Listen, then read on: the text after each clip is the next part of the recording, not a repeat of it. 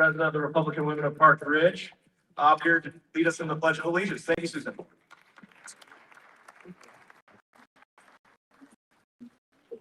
Pledge of Allegiance.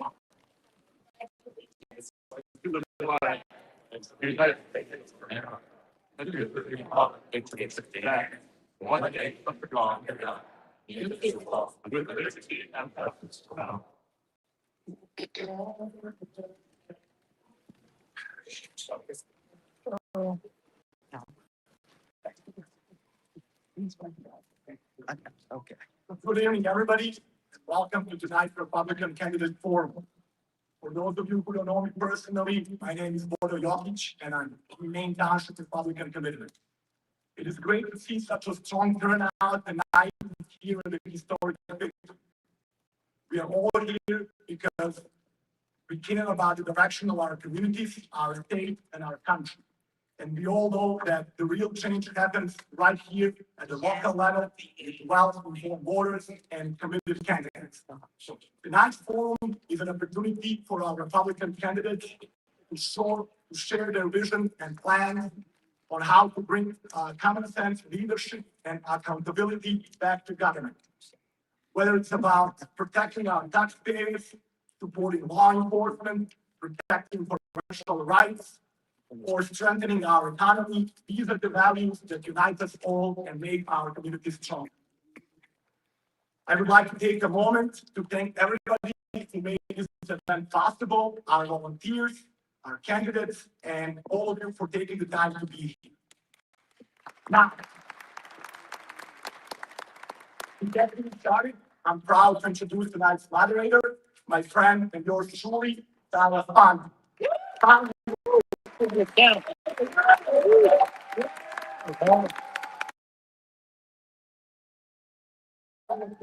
Public service, and he continues to give back every chance he gets.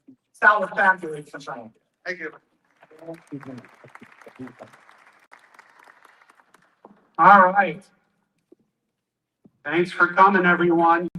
I'm going to start this off. Once again, on behalf of the Republicans of Maine Township, I want to thank everyone for coming. A lot of work went into this. This is our first attempt at a venue like this. We're hoping to learn from this experience and make it bigger and better next time. At this time, I would like all the candidates who are here to speak this evening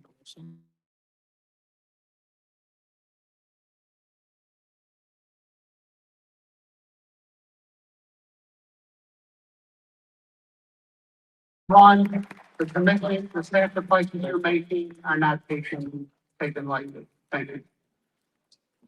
All right. So each one of the candidates was sent what the format was going to be for tonight. Each candidate will call up one candidate at a time. They'll be at this podium next to me. They'll have 3 minutes to provide an opening statement. There'll be a timer here in the front row. Frank, right there, and Frank will advise you when you are have 15 seconds left, and when it's your time is up. Following an open statement, you will be asked a question or two, and same type of drill. You'll be advised when you have 10 seconds left, and once again, when your time is up.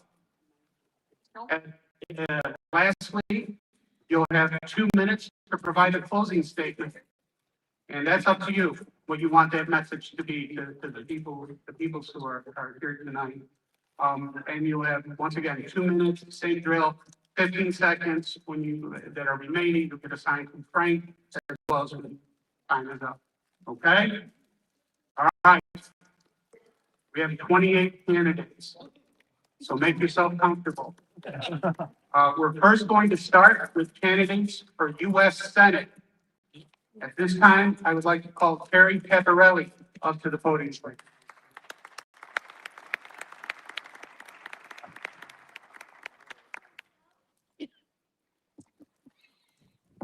I'm standing up. You can start with your 3-minute opening statement. My name's Terry Pepperelli. I'm a Republican candidate for the United United States Senator.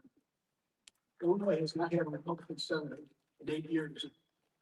Republicans have failed to win statewide elections in Illinois because its policy is mirrors Democrat policy.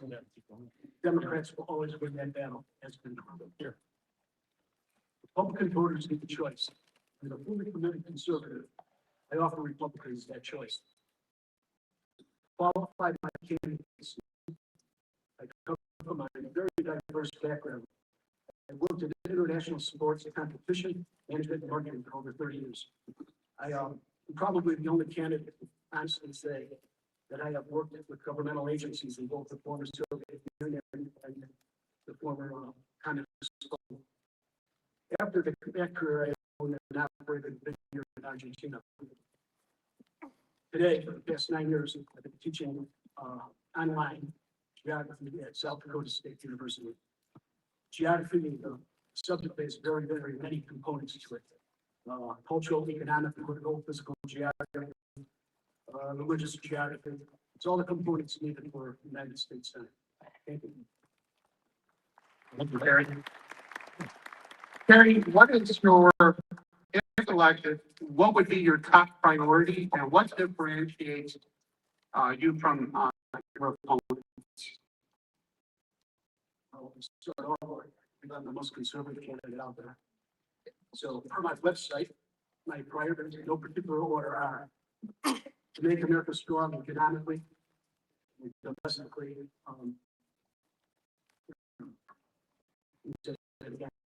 make America strong economically, domestically, and internationally. It will have a positive effect on American families and America. To maintain a strong military because a powerful defense is our best offense. Support our veterans, make healthcare affordable and available to all Americans. To acknowledge mental health as a real problem.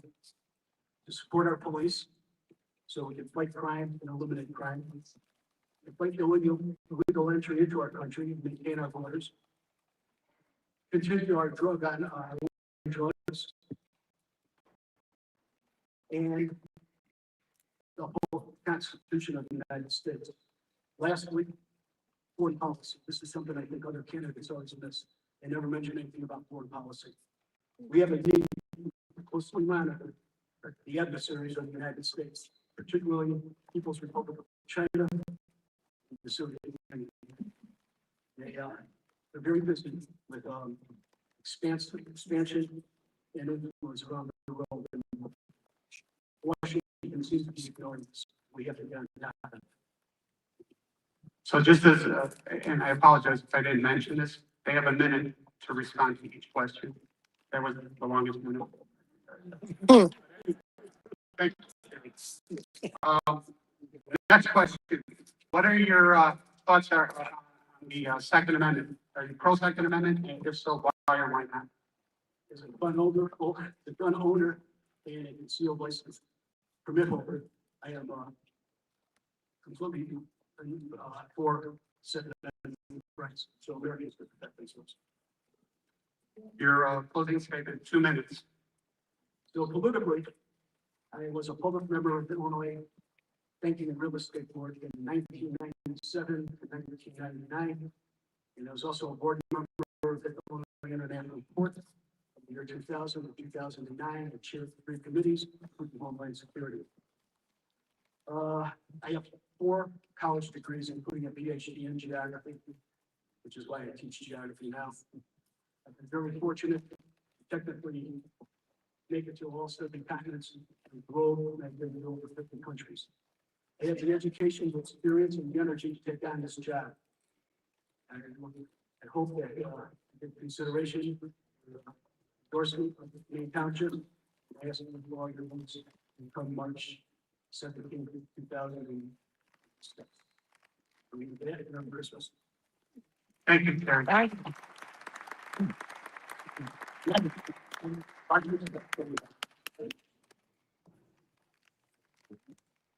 Next up, I'll ask Casey PICKWICK to come up to the podium, please.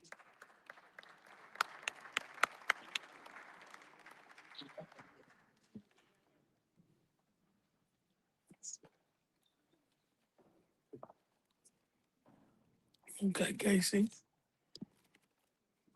Good evening to you all. My name is Casey Klebeck and I am running for United States Senate.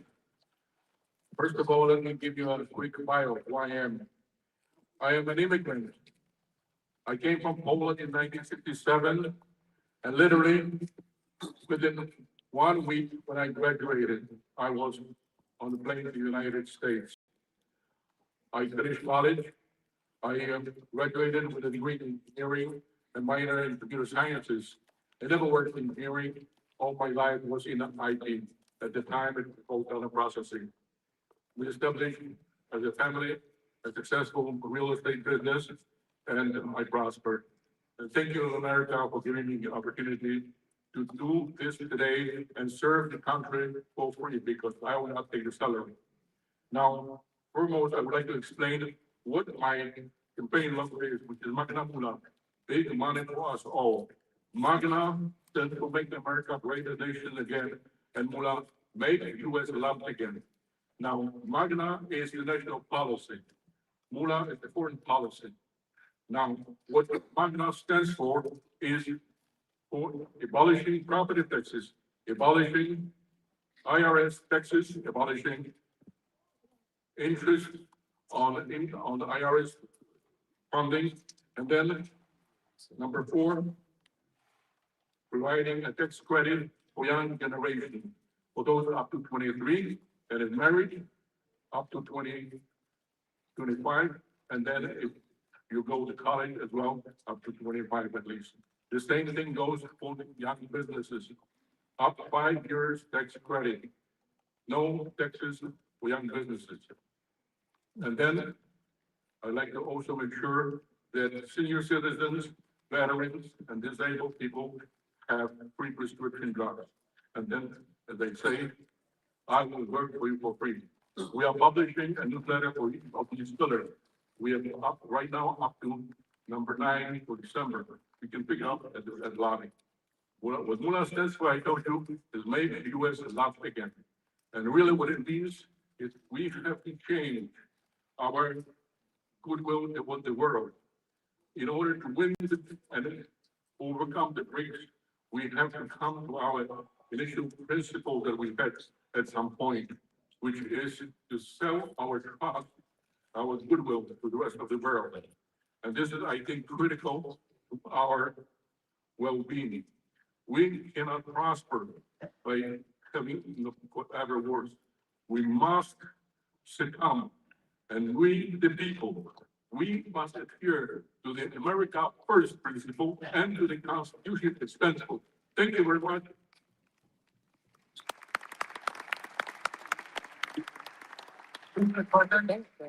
What is your top priority if elected?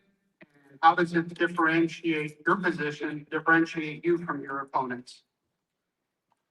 I will tell you, my priority is first of all to the people. I think people owe it to be taken care of first. Before we go and to our foreign lands and shower people with money, we have to make sure that we are following what people are expecting of us, to serve the people. That is the cornerstone of my Magna agenda, the 7 pillars.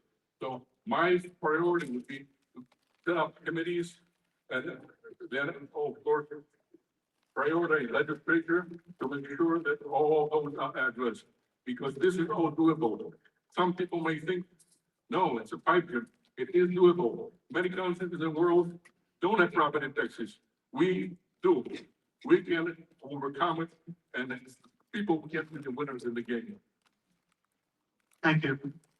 What is, do you support comprehensive immigration reform? And if so, what would be your priorities to change our current system? You've said immigration reform. Yes, sir. I am very much interested in having a very good immigration, that comes to our shores. I'm an immigrant myself. We are a country of immigrants. But what we have to do is to vet the people. And actually, 2 years ago, when I was running before, I had advocated that we should be vetting it, not even when they come to our country, outside of the country, establish almost like, offices where we vet the people. If, for those that, first of all, are following our expectations, that also follow, that need our quota, because not everybody can prosper, you know, every depends on the different professions they have. So we ought to make sure that, we provide for immigration, but it cannot be runaway immigration where people cross the river and the next day they are showered with all the benefits that we can offer. Thank you. A closing statement, 2 minutes. Um, you know, as I told you, my core principle, other than is that we have to serve the people. And we should always put on top priority America first. And of course, within the legislative bounds, make sure that we follow our constitution. This is our cornerstone. Expectation of the people are at the bottom of this movement. People are the ones that decide what should we do. It shouldn't be the politicians that prioritize. It should be the people that prioritize. So first, when I get to be sworn, I like to make sure that I set up the committees and prioritize legislative agenda to make sure that my Magna agenda is being followed through. I will make sure that I reach out to my colleagues, both in the Senate and Congress, to make sure that I build the coalition necessary to have this come to fruition, because this can be done. This is not a pipe dream. This is something that's being tried somewhere. And one of the first things I want to do is to establish a national committee on how to abolish property taxes, how to actually enlist on this mission to make America the greatest nation again. Thank you.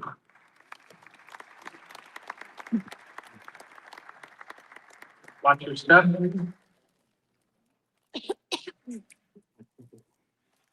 Can everyone hear us in the back? Okay, little louder, everyone who comes up to the microphone, please. The next candidate for U.S. Senate, Dr. Pamela Denise Long. Woo!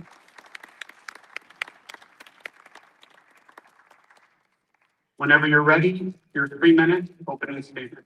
First of all, thank you so much for having this event. I think it's important for the people to hear from the folks who are looking to represent their interests, both at the State House as well as Washington, D.C.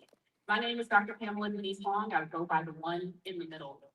I never expected to be standing on this stage with you, running for U.S. Senate. I was perfectly content to be behind the scenes, consulting with people in D.C. about immigration moderation, letting my fellow Americans know that it is absolutely okay to say, not in my backyard, despite the things that they have called us and will continue to call us. I've been at this thing called Americans First for a very long time. It's a beautiful slogan, but my mind always goes to what does it look like in practice? I bring 30 years of experience across healthcare as an occupational therapist, pre-K through 12, higher education with a bachelor's in OT, a master's in ed psych. And my mind thinks about what effective and efficient policy looks like beforehand, not as an afterthought. I'm running for U.S. Senate because I, like you, have had enough of being last in the country that we built. Americans benefit first and most from the nation that we call home. There are ways that we can be welcoming, ways that we can be humane, but we have to recognize that we cannot continue the way that we open borders with entitlement programs that are out of control, with Americans being at each other's throats instead of leaning into unity and patriotism that will make this nation greater than it has ever been. Thank you.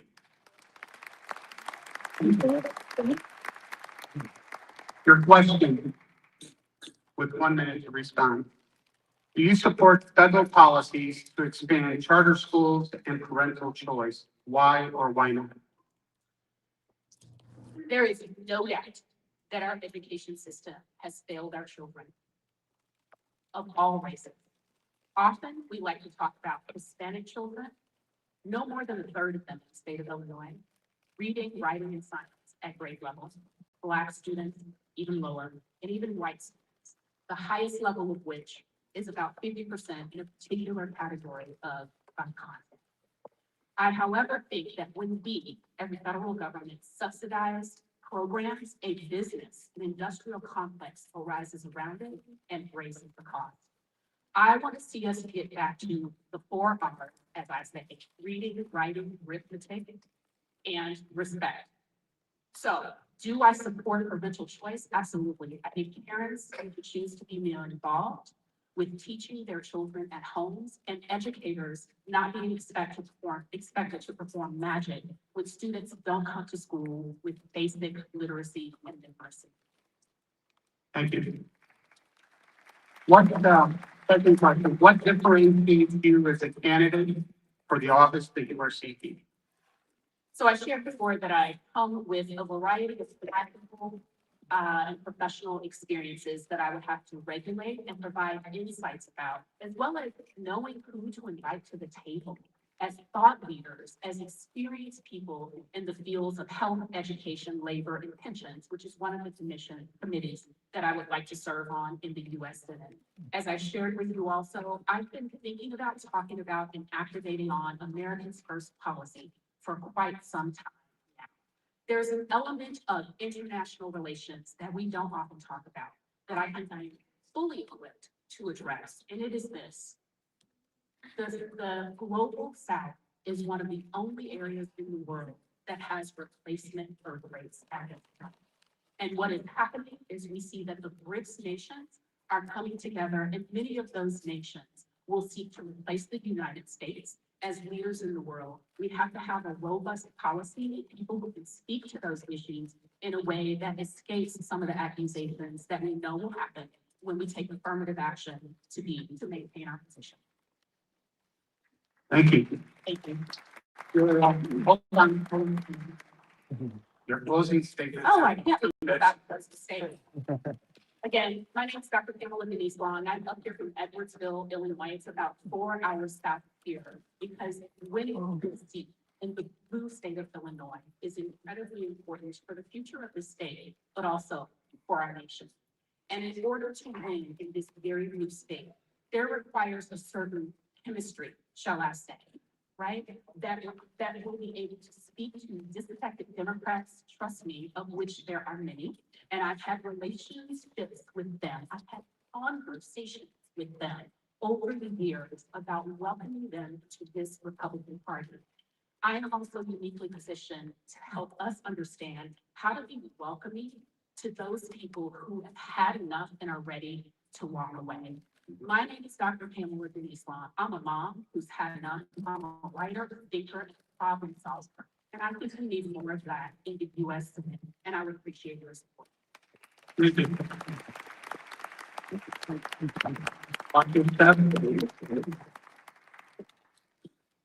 Now I'd like to call up Dan Patlock, who is speaking for Don Tracy.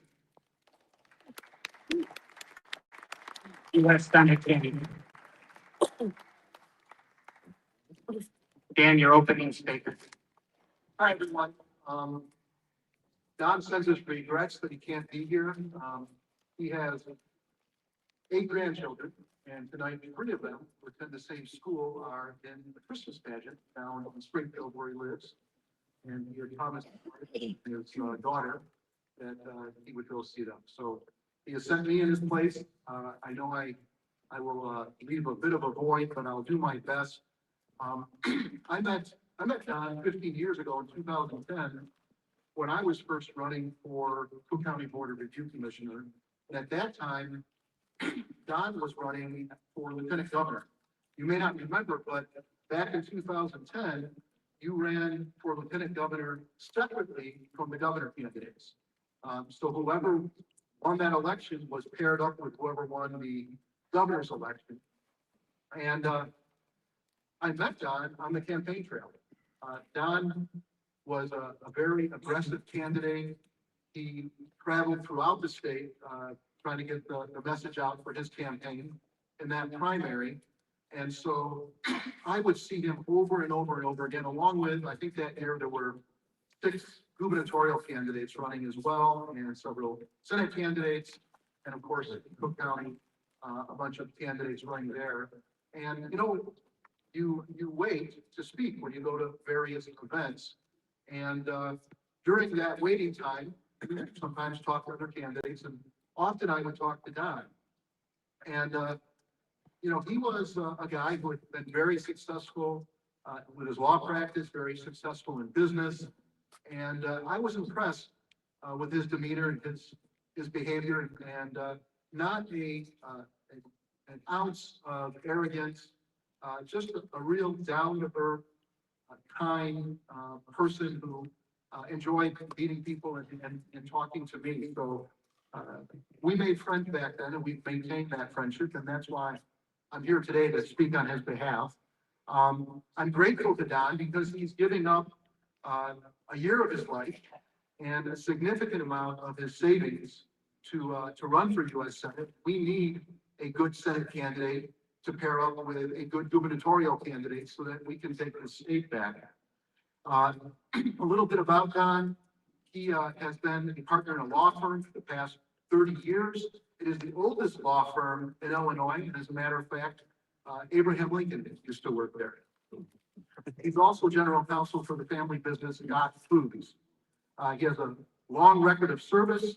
He's the oldest of 12 children. He began working when he was 10 years old at his family's business when it first began. His parents started what is now a very successful business from scratch. They had nothing, but they built it up. Thank you. Okay, your question, 1 minute to respond. The federal government continues to run trillion-dollar deficits. What cuts would you realistically support? And what entitlement and reforms would you be willing to champion? Well, Don believes that trillion-dollar deficits are nothing more than generational theft. And now we have proof of where to cut. You've all heard of Doge. They didn't really finish the job, but they did expose hundreds of billions of dollars in waste. Social media monitoring, contracts to Health and Human Services, bloated consulting deals at the Treasury, and grants most Americans have never heard of. When Democrats were willing to shut the government down for 43 days to protect many of these same projects, they showed us exactly where they stood. But Don's answer is simple. Number one, immediate Doge-style audit of every federal dollar, no sacred cows. Number two, real cuts to non-defense discretionary spending, foreign giveaways, and duplicative grants. Number three, entitlement reform that starts with Medicaid. Turn it into flexible block grants with work requirements for able-bodied adults. Audit everything, cut the wage, reform entitlements, common sense reforms to balance the budget, leave our kids and grandkids in a stronger country. Thank you. Your closing statement, 2 minutes, please. So we all know Illinois is a big state, over 12 million residents, and about 6 or 7 hours driving from top to bottom.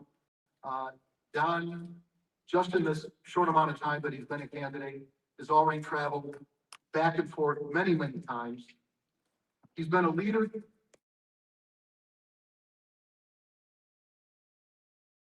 Volunteer chairman of the Illinois Republican Party. He is a solid conservative. And he's proven that he can provide the funds personally and as well as having the contacts to raise the money that it takes to run a real campaign for U.S. Senate. Don is our best chance to win in November, and he's the best candidate to pair with whoever is our gubernatorial candidate. He'll do the best for the party. He'll give us the best chance to win. Thank you. Thank you. We'll move on to the governor candidates. First up, Ted Dabrowski. Ted,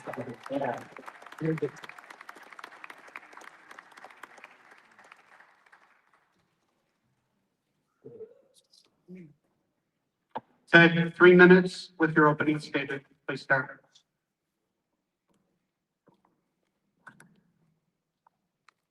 Thank you all for being here. I'm Ted Dabrowski, and I'm running for governor.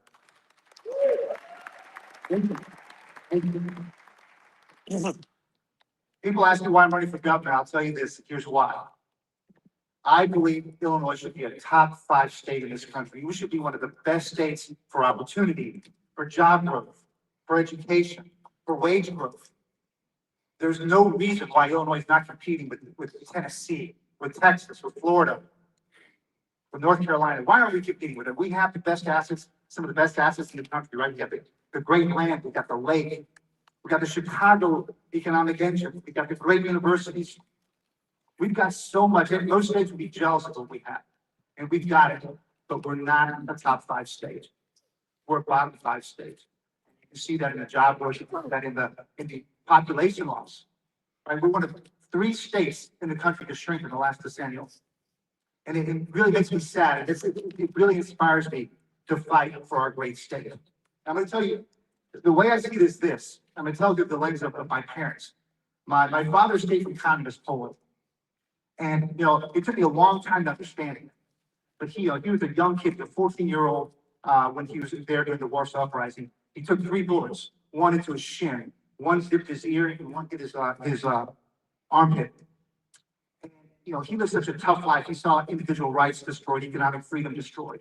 And when he came to America, he came here because he found his freedom. And where did he come? He came to Illinois. He came to Chicago. He left his failed government, a failed state, and he came to America, to Illinois. My mother was a 19-year-old from Ecuador. She loved her country. She loved her country. But if you know, back then, 60 years ago, the Latino countries were not doing well. They were full of poverty, lots of corruption. And so she too left a failed state, a failed country. And she came right here to Chicago, to Illinois, to find her freedom. Together they built this American dream. And this is the place where everybody from the world was coming. Now, sadly, just recently, I met a woman. I went to Atlanta, got a haircut, and I met a woman. And I said, "Where are you from?" And she goes, "I'm from Collinsville." And I said, "What the heck?" She said, "I fled Illinois because it didn't work for me. I couldn't find my future." And she told me her story that she had a business and it wasn't going well. And she came to Atlanta and she found growth, energy, enthusiasm. That's Atlanta. It's the same thing for Houston. She's a black lady who's in the hair salon. She owned a salon. And so this is the problem. Our great state, people are now leaving it. So this is what I'm fighting for. For 15 years, I've been fighting for better Illinois. And we cannot have a state that has all these failed policies chasing people away. We're going to turn it around. And my promise to you is to make the state the best state it can be. Thank you. Your question? Illinois' pension crisis is now nearly 140 billion. What reforms would you support that don't simply kick the can down the road? Yeah, so I think, there's a lot that needs to be done on pensions, but number one, tomorrow, we would pass a 401k for all new government workers. If that's we continue to dig a hole with more and more pension debt, so 401ks for new workers. The other thing that's pretty obvious, you guys may have seen my work at WirePoints. You've got these salaries, these salaries for a lot of government workers, maybe they're superintendents, in-field school workers, making $350,000, $450,000, and most kids can't read in those districts. And those $400,000 pensions salaries turn into what? Massive pensions. We can't continue to do that. The third thing I would do, I still have 10 seconds. The third thing I would do is we've got to consolidate all these government units. We have the most units of government in the country. And when you have the most units of government, guess what? You have the most bureaucrats. We'd have to cut that too. Thank you. If you're the Republican nominee for governor, what is your plan to defeat J.D. Pritzker? My gosh. My gosh. He is so extreme. Everything that they're doing is extreme. DEI in all of our classrooms. They're teaching transgenderism in the 4th grade in my school in Wilmette. He's let out, what came out in the news yesterday, he's let out 1,700 criminals. We're talking about illegal alien criminals, and there's maybe 4,000 more. You know, I could just keep going on with the list. He's pushed property taxes to the highest level in this country. He doubled the gas tax. Everything he's doing is destroying Illinois. And what we have to do, I, as the candidate for governor, have to expose, pretty clear what he's done, expose what he's doing, and make sure that the average Illinois can connect the dots between their difficult lives and his failed policies. Thank you. 2 minutes for your closing statement. I gotta ask you a question. How many people here want to see Pritzker out of office? Well, me too. Me too. So I've been traveling the state nonstop for a few months now, and it's fascinating to me how much people want Pritzker out. This is a great opportunity for us. I think he's vulnerable. And it's incumbent on all of you here, right? If we can all get together, and you're gonna have to choose your candidate, but we have to all get together and get your vote out, because I believe that there's enough disenfranchised people, even in Chicago, to unite with Republicans. So I'm talking about independents, I'm talking about center, I'm talking about centrist mobs, I'm talking about the people in Chicago, many of the Black communities who are upset with the illegal immigration. I think Latinos are upset too, because so many Latinos came in illegally that they flooded the job market and pushed down salaries. So there's a lot of people, there's disenfranchised moms in the suburbs who don't like their parental control being taken away. I think we can create, finally, unity and bring us together and get the 50% plus one. Bravo, bravo. So I would just propose, I believe I'm the best candidate to take out Pritzker. There's other good candidates running for governor, but I believe I'm the one that has the best chance. And that's the decision you all have to make. Who is the right Republican nominee to take out Pritzker? I think it's me. Please look yourself and follow Ken Dabrowski. We can do better. Thank you.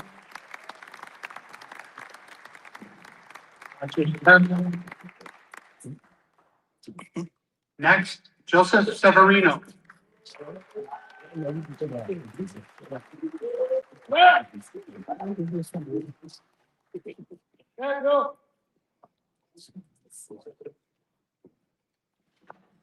Hello, everyone. Thank you for having us. Let me be the first one to say thank you for hosting. Thank me for hosting.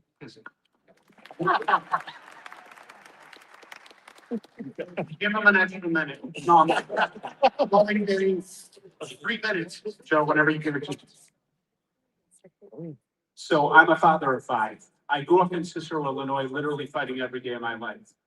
Through the blessings of God, I've had an opportunity to benefit and have a wonderful family, be successful. I started a company when I was 23 years old. I started the largest singly owned hospitality company, was selling it to private equity before COVID hit. The deal went south, and I decided to run for Congress to help people.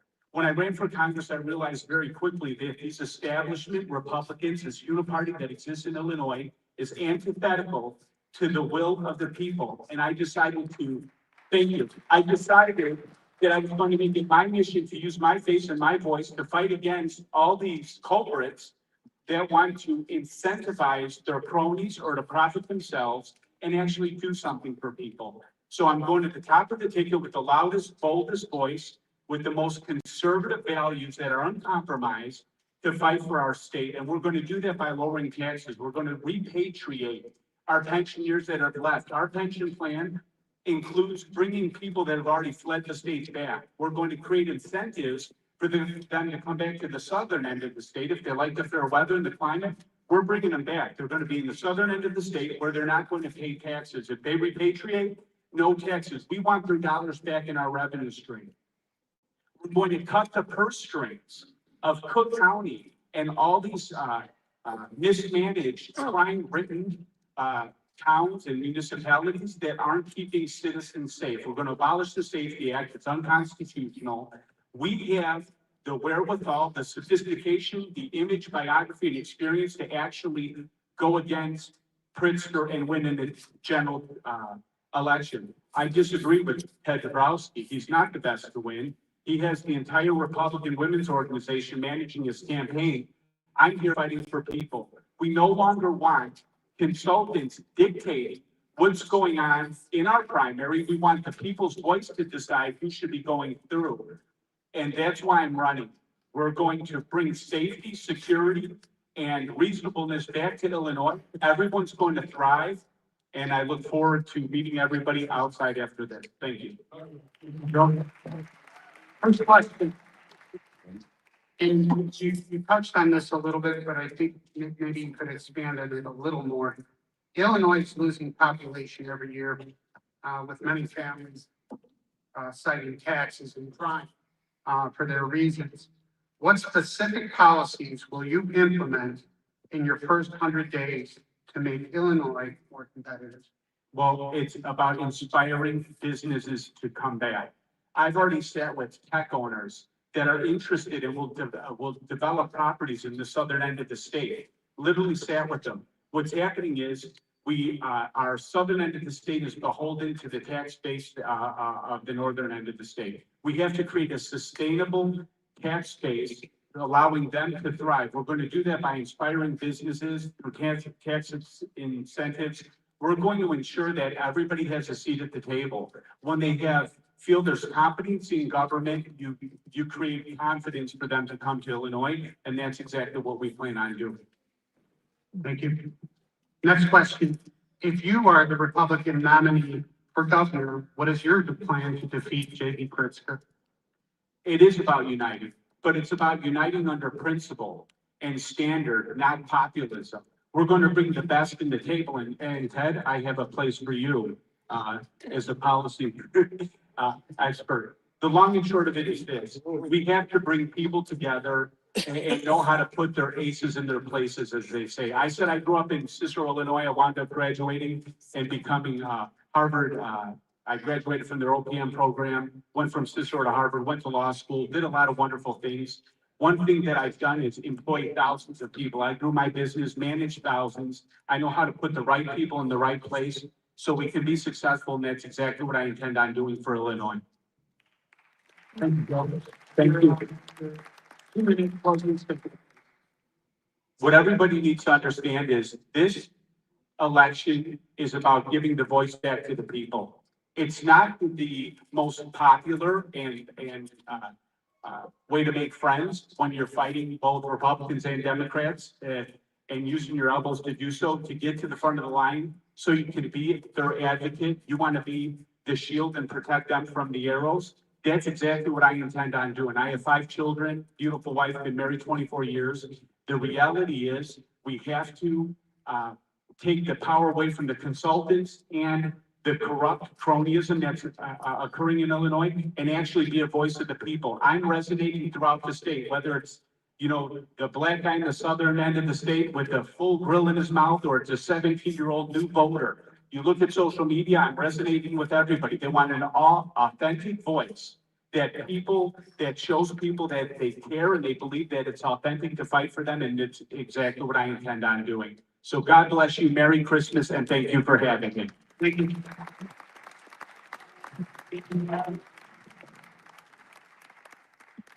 Next up to the stage, Robert Renteria, Lieutenant Governor candidate, speaking on behalf of James Mentor.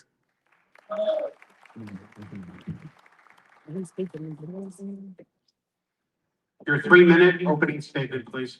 Good evening and thank you. Before I get started, I'd like you to join me in a moment of prayer for James Mentor's wife, who's in surgery tonight or yesterday and is recovering today. It'd be a long recovery, so I think for a moment of silence for prayer.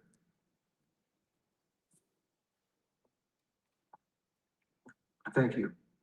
Let me kick this off by saying that I am not a professional politician. I'm a patriot. I'm a public servant. I served our country for over 7 years, a U.S. Army veteran and non-commissioned officer. So let me share with you, rather than talking about what I'm going to do on day one, let me share with you a little bit about my past and what I've been doing. I grew up in the barrio of East Los Angeles. I grew up in poverty. My father was a heroin addict and an alcoholic. He abandoned our family when I was only 3 years old, and the only legacy he left us was a pile of bills and a bunch of empty bottles of booze in the trash can. At the age of 6, I had a terrible accident, I almost died. I was forced to go to a school for the physically disabled and the mentally challenged. At 9 years old, the nightmare starts all over again. My mother marries an abusive drunk, and he used to beat on my tail, black and blue, and there were times that he left my mother bloodied and battered. And I'll come back to that. I quit school. I started running and gunning, stealing and dealing. I did a lot of bad things like the kids right now is happening in Chicago. At 17, my grandfather dies in a halfway house on Skid Row. Skid Row is where the homeless people live. So what I decided to do was find my way to Christ. And what I did was I joined the Army. I spent 7 years jumping out of airplanes and helicopters, and I learned about duty, honor, country, and I learned that you leave no man, woman, or child behind. So in 1990, I came to Chicago with $200 in a duffel bag. And all I could afford to eat back then, if you remember this, was Arby's sandwiches 5 for $5. So I had the sandwiches one per day, drank a lot of water, lost a lot of weight, but I said, I want to be somebody. And I got a job in the commercial laundry industry selling washers and dryers. So if you see the laundromats all over Chicago, line called Spin Cycles or Bubble, and that was me. After 6 years, after working hard every day, every holiday, every weekend, I became vice president of a publicly traded company on the New York Stock Exchange. I ran distribution nationally, internationally, and then one day he said, I'm gonna have a shot. And I didn't mean like I was gonna have a shot of tequila, brandy, and bourbon. I said, I'm gonna have a shot to start my own business. And I started my own business, and we became the #1 distribution company in the United States, creating hundreds and thousands of jobs for Illinois. And then what I did was, I woke up one morning and said, the two greatest days in your life are the day you're born and the day you realize why you're born. So I built an international program helping kids all over the world. So my goal here in Illinois is to help our kids so they too can spread their wings and fly like the angels God intended them to be. Thank you. Your first question, what is your top priority and why or why not? What would James's top priority be or your team's top priority? The top priority in my world would be public safety, because no man should ever have to put their hands on a woman, because women aren't just beautiful and smart, because women are the greatest gifts that God ever created this lifetime. Ladies, am I right? Am I right? Yeah. Somebody help give me an amen.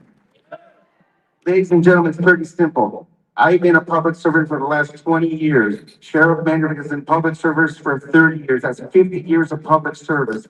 It's people over politics. We can talk about what we're going to do when we get elected. I want to talk to you about what we're doing right now. I'm here to serve the people. It is people over politics, and I let my track record speak for itself. Thank you. So just a small note, when you said that women, the greatest gift, I got a text message from my wife saying, why didn't you clap? Little digress. Next question, why do Republicans fail in local and statewide elections? That is a great question, and thank you. Republican Party, there's no punch at the Republican Party, right? They are not engaged, they're not missional, they're not relational. Ladies, could you imagine your husband telling you whenever it was you first got married that if you marry me, I'll take you to dinner, I'll buy you flowers, I'll buy you candy, I'll take you to a movie. If he had told you that when you first wanted to get married, you say he's crazy. We have to go out and meet the people where they're at. I believe that if we go out and we break bread, ladies and gentlemen, we break bread, we go bread. Robert, your 2-minute closing statement, please. At the end of the day, for me, it's public safety, right? Nobody should have to bury a child. We have problems in Chicago where a child tells me that it's easier to buy a stolen gun than it is to buy a book. And some of our children have to learn how to dodge bullets before they learn how to read. We have a fractured educational system. They're teaching to test, not teaching to learn. And I promise you, as a U.S. Army veteran, I will fight to eradicate the indoctrination of the pornography that's giving our kids in school. And twofold, I will fight to put both God and the flag of the United States of America back into our classroom. Thank you. Okay, we'll move on to congressional candidates now. Important note, so we're gonna take all the candidates running in contested races first, and then we'll go into, candidates who are running uncontested, okay? So, the first office I have here is the Congressional 8th District, and I'll invite Rocio Cleveland to please come to the podium.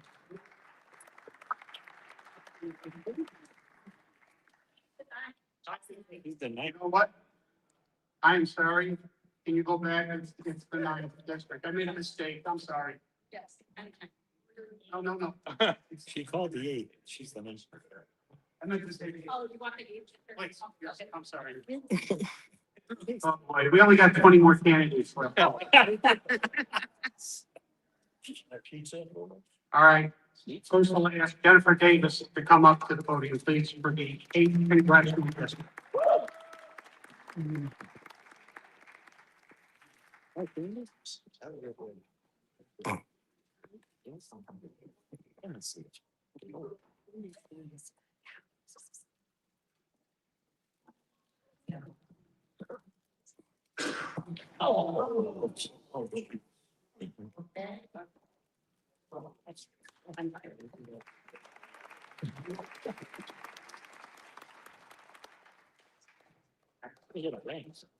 Your 3-minute opening statement, please. Do I get an extra? You sure do. Sure. Fortunately, I grew up on a farm, so I know what farm that looks like. So my name is Jennifer Davis and I'm running in Illinois' 8th Congressional. I thank you for having me here today and for this opportunity. My husband Dan and I have been married 33 years and lived in the district raising our 10 children. And yes, 10 children. I think everybody wonders if that's in his, hers, and ours, but it is all ours together. We founded a global software company in 1988. That global software company was 1988, where software was not an industry and it was not a degree that you could earn. And so when you think about me as a congressman, I look to advocate for family and freedom. I'm running as a complete political outsider because I believe that Washington has lost its way. We can't afford more politicians who put politics, party, and power over the people. I'm running not to run, I'm running to win. Apply business strategies, analytics, and targeted technology all the way through every step of the way. I plan to be in a congressional seat that begins the Illinois Red Revolution. Oh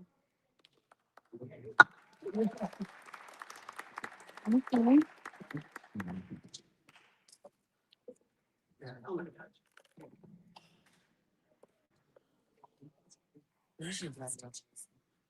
Oh, she bleeding.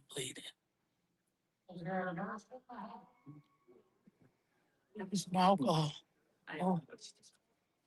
He's ready to plead for the state. I think for the state of Illinois, I mean, I am sleeping red.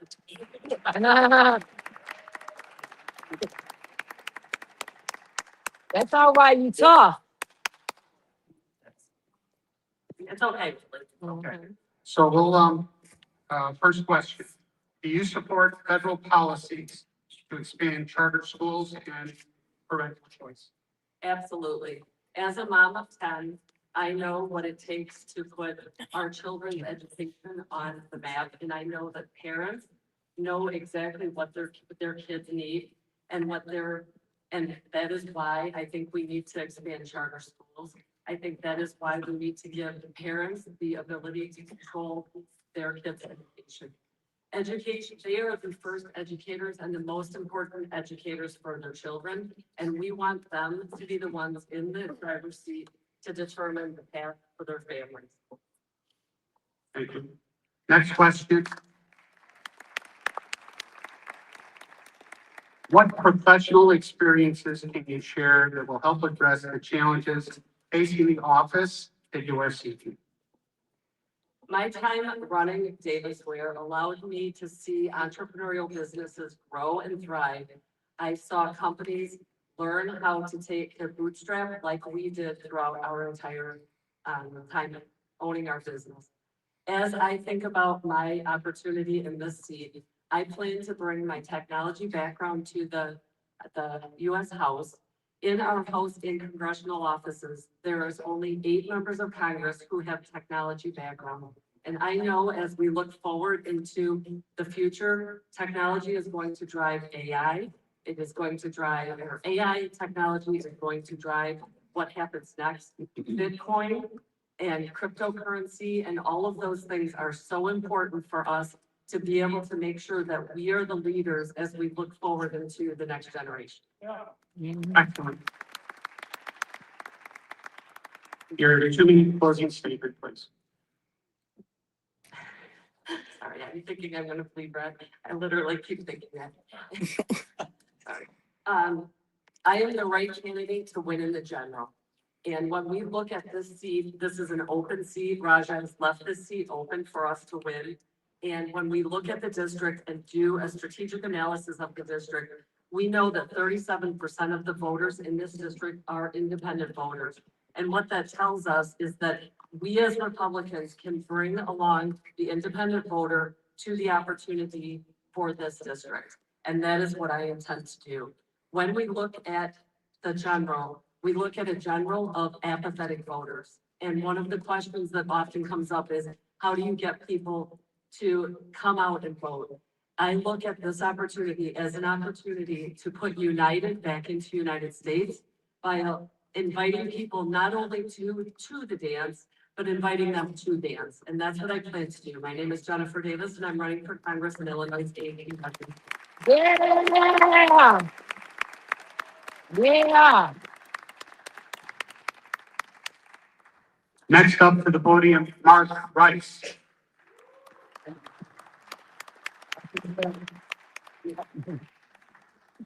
Your 3-minute opening statement. Mark. Hey, everybody. Mark Rice. No function to you. I'm so happy to see you all. So grateful for MAINE Township. Boy, I've got quite a reputation in MAINE Township, don't I, Sal? For coming and telling the truth, right? So I'm a regular guy. I'm just a business guy. And before I get started with who I am, I hate politics, to be honest. I'm just a business guy. And I hate that we all get up here. I did this. I have the biggest company in the world. I'm the smartest guy in the world. I believe in God more than you do, or blah, blah, blah. But I would just say a little prayer for my opponent, Jen. I feel really terrible. She's really bleeding, and that sort of got to that. I'm sure she'll be fine, but politics is too toxic, right? I actually have 3 opponents. Jen's just one of them. I'm running for Congress in the 8th district, which is about here and around O'Hare Airport, all the way out to Kane County and DuPage County. And I was the nominee last time. And if you ask me, I won the election. I won the in-person vote, but I lost the vote by mail vote. So if you voted for me, thank you very much. I got about 130,000 votes, and I won the primary. So now I'm in a primary, primarily, I think, because I do speak very honestly, and some people don't like that. Some people are threatened by that. But is the status quo of what we have here in Illinois okay with you? It's not okay with me. I moved here from Texas about 30 years ago. I'm married, 4 kids. I got a business. I started the largest youth football program, one of the largest in the country, the largest in the state of Illinois. I have a very large business. My kids run it now, and my wife. And we're actually the largest purveyor of electricity and gas in the state of Illinois and in the Midwest. So I've done all that. And I remember when I moved here, now, I thought you weren't it was in talking. 1989. I thought you weren't talking about this. And this place was awesome. It was great. And I was so excited to be here for such a big city. I'm just a little guy from Texas. I'm a 5th-generation Texan, a conservative guy. And I'm like, wow, this state is pretty conservative. Look at all these farms. And even in Chicago, people at least had common sense. Boy, things have changed. They've changed so dramatically that a lot of my friends are living in Florida, are living in Texas or Tennessee. They're leaving here in droves, and it's not acceptable. I've got kids. I will have grandkids. I'm married. I've got the business. We've got a couple hundred employees. I've got over 1,000 of these salespeople that work for me, and I want to stay. And in order to stay, we've got to talk about the uncomfortable truth. We've got to put new leadership with new policy instead of failed policy that's driving the state into the ditch. And I've got a plan, and hopefully I can get a chance to talk about it. Thank you. Uncomfortable truth. First question. Yes. What professional experience do you bring to the table that will help address the challenges facing the office that you're seeking? So in terms of experience, I'm a gosh, not just a fifth generation Texan, I'm like a 10th generation entrepreneur. So a bootstrap entrepreneur, which has to find big problems and figure out how to solve them. I've been doing that my whole life, both in the business world, like I told you about my energy business, but that's not my only business. I've run and started many businesses, most successful, not all successful. And then in the nonprofit world, like I told you, I've started a bunch of things for the kids because the kids are being neglected. The kids are being destroyed. The kids our education system is failing our children where none of them are. It's all about the kids. Level. So it's all about that. I've got experience doing that, and I will bring that to Congress. I will be your next congressman, and we have an open seat, and you're going to find out. Thank you. Next question. Many employers say federal regulations are crushing small business. What specific regulations would you repeal or reform? Regulations are destroying the country and even the world. We have too much government. Government is way too big. They're taking too much of our money in the form of property taxes and income taxes.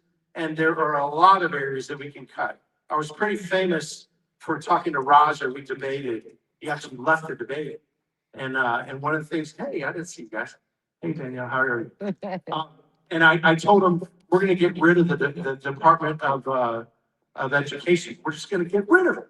And he's like, oh, that's the stupidest thing I've ever heard. That's a very bad idea. It's on my website. By the way, my website, on Facebook today, I just got 200,000 views as I was sitting there. My dog was doing his business on Pritzker's house. Got 200,000 views. Just loved it. So anyway, we were, these regulations are just killing us. And anyway, fast forward, I supposedly lost to Raja, and I'm at a town hall of Raja's, and he starts crying because Trump had just announced that the Department of Education, in fact, was closed. So, and I'm the only guy popping for that. We can do it, we can get rid of that, but we got to win elections, we got to talk about that, and I know how to do that, and I'm doing something different. It's called ballot harvesting, it's called ground game, it's called doing what the Democrats do, and the fact that I've opened seat in a district where Harris only won by 2 points, we can actually win this. I've got the name ID that I didn't have 2 years ago, and I'm going to go against one of those crazy lunatic Democrats, and we're going to take this with your help and with God's help. Thank you. So, Mark, I think you might have failed into the closing statement, but you got 2 minutes for a closing I statement. forgot. Wow, debate. It's my next debate. I know it's a tolerance. Forum, yes. Anyway, thank you all for what you're doing.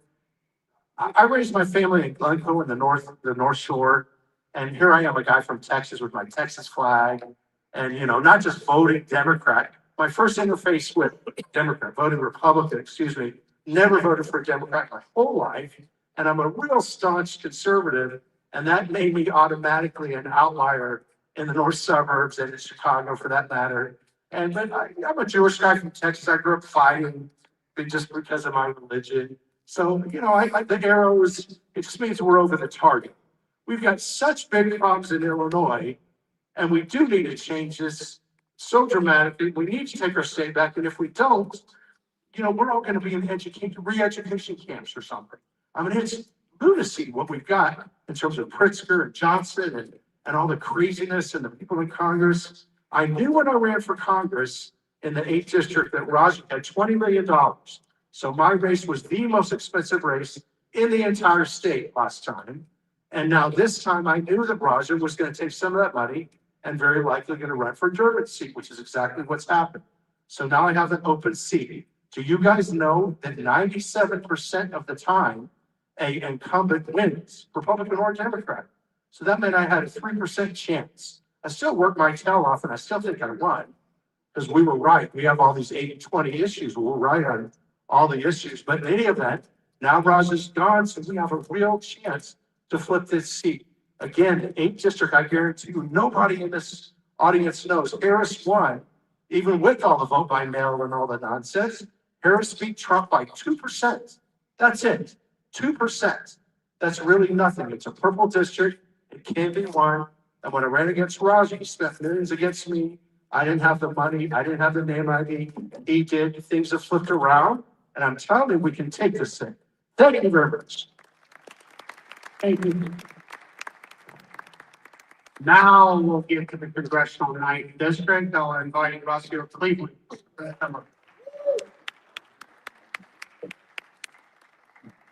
Don't fall.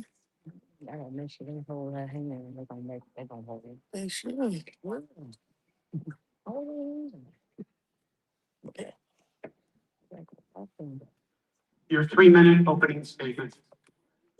Good evening, everyone, and thank you so much for joining us today, and thanks so much for your support.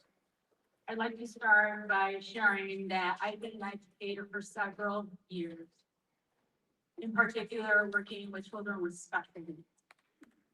My passion since a child has always been helping those in need, helping those who are less fortunate, helping those who really need to be uplifted. And that's where my passion came from at a very young age. My best friend in kindergarten was special needs. And to this day, I still volunteer at several nonprofit organizations. Not only do I do that, volunteering throughout the whole North Shore area, Lake County, McHenry County. I also volunteer with Veterans on Patrol. I'm not sure if you're familiar with Veterans on Patrol, but I'm an interpreter for Veterans on Patrol. I'm bilingual. And what I do is I receive phone calls throughout all times of the day. And these veterans are at the Mexican border. They call me, I interpret. They save children from sex trafficking.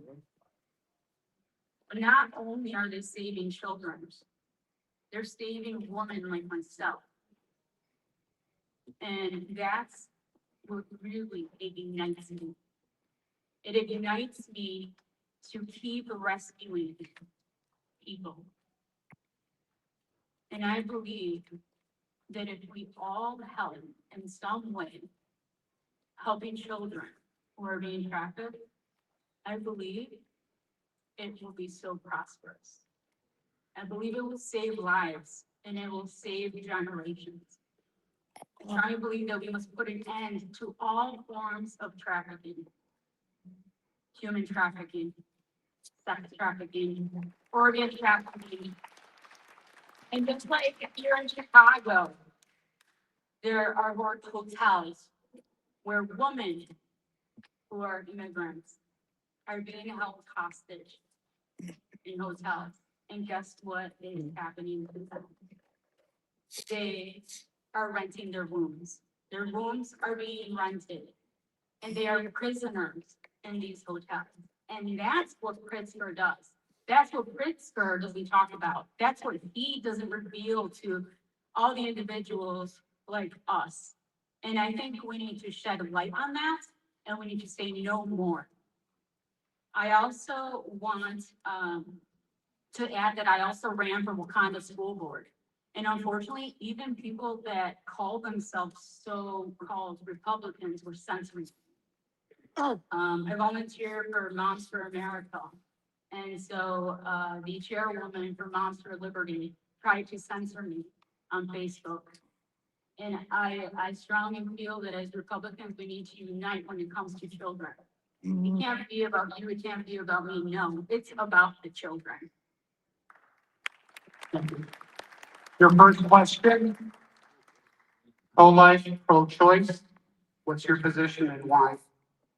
I am very much 1000% pro-life. Without a doubt. And I'm saying this as a true Republican. It is so important that every single one of you sitting here in this auditorium spreads the word. As conservatives, we must not shy away from answering this question. Say it openly, shout it out. Because as children of God, this is what he calls us to do. We cannot allow innocent babies to be murdered. And as a sexual assault survivor, I can tell you this. If that sexual assault would have impregnated me, guess what? I would have had that child. I would have had that child because I refused to be the victim twice. The victim of sexual assault and the victim of an abortion. And I think every child has a right to live. And if anyone ever wants to have an abortion, I always tell them, you know what? Think about it twice. I will adopt your baby. Thank you. Second question. Do you support federal policies to expand charter schools and parental choice? Yes, I strongly believe in parental choice. As an educator, I believe that the school system is so corrupt. It's disgusting, and that's why I work in public schools, because I defend children who are conservatives like myself, and I am their voice. I love being the voice of the voiceless. And in addition, I also want to share a little bit of my stance in having secure borders. As a proud immigrant of Mexican parents, I can tell you this. When my father lived in Mexico, the government took away their arms. So my father's family is obviously very brilliant. And so they hid their guns underground. They did not allow the government to take their guns. Because the minute that the Mexican government took those guns, guess what happened? The cartels took over, the police officers for the cartels as well as the government. And so that's why my parents decided to come to America, so that I may have a prosperous future. And I'm telling you this, it's so important that we vote for closed borders, because the atrocities that are being committed in Mexico are atrocious. And I can tell you firsthand, my own cousin was kidnapped by the Mexican cartel. And it took 6 months to rescue her, and I found her thanks to Facebook. And I could tell you, with all the threats that we have received, not one cartel scares me. So if anyone thinks that for a minute that I'm going to step down and not represent my district, you've got me all confused. Because I have that fire that ignites me, and I have God by my side, and I fear no one but God. Thank you. Your closing statement. 2 minutes, please. Yes, I would like to inform everyone that one of my opponents named Mark Su, he does support the Chinese Communist Party and their policies. He openly wants China to take over Taiwan, and that alone should be a disqualifying position. I am very much pro-America. I love America, and my husband and I even had our wedding on the 4th of July, the most beautiful red, white, and blue wedding you could think of. In addition, Mark Su, listen to this, he stated that his favorite candidates are Bill Foster and the communist mayor of Evanston, Dan Biss. So I really don't have any idea why Mark Su would say such a thing. It's quite confusing. Another one of my primary opponents, John Ellison, sitting right here to my left. He is a scam artist who stole food stamps and other benefits from homeless teenagers. And I do believe he is quite a disgrace to humanity, and he shouldn't be running. Also, kind of a last opponent is called Friedman. He's a registered child sex offender. And if you're not any children, you should probably have them leave once he comes up. In addition, I ask you this, with opponents like these, the choice is very easy. Do you want someone who is a bona fide conservative who will fight for you? Or do you want a bunch of liberal, degenerate, pedophiles, criminals, and communist China sympathizers? The choice is truly yours. So I will see you on the ballot, at the ballot.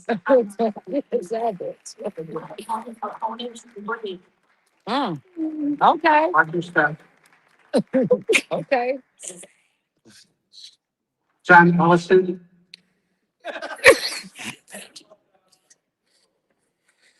Oh, man. your 3-minute opening statement, please. I'm gonna say, Right there. candidates, No, but that's one. a lot of good candidates up here. Very thankful coming out. Thank you to, putting this on. Not to be here. God. My name is John Ellison. I'm running for the 9th Congressional District here in Illinois. This is a good year for the 9th District.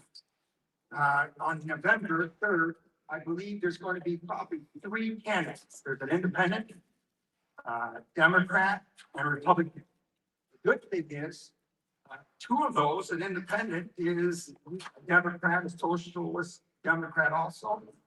As you know, if you know anything about the 9th, it's a tough one. Maybe the 8th is a little easier, but the 9th is a tough one. Matter of fact, since World War II, it never came our way. But we have a chance. And I'm asking all of us to unite, to come together. I really believe that the Democrats can split the vote this time. There is actually 2 Democrats that are going to be on the ballot. We always lose by 2 to 1 in the 9th District. But we have a good opportunity if we elect a good candidate.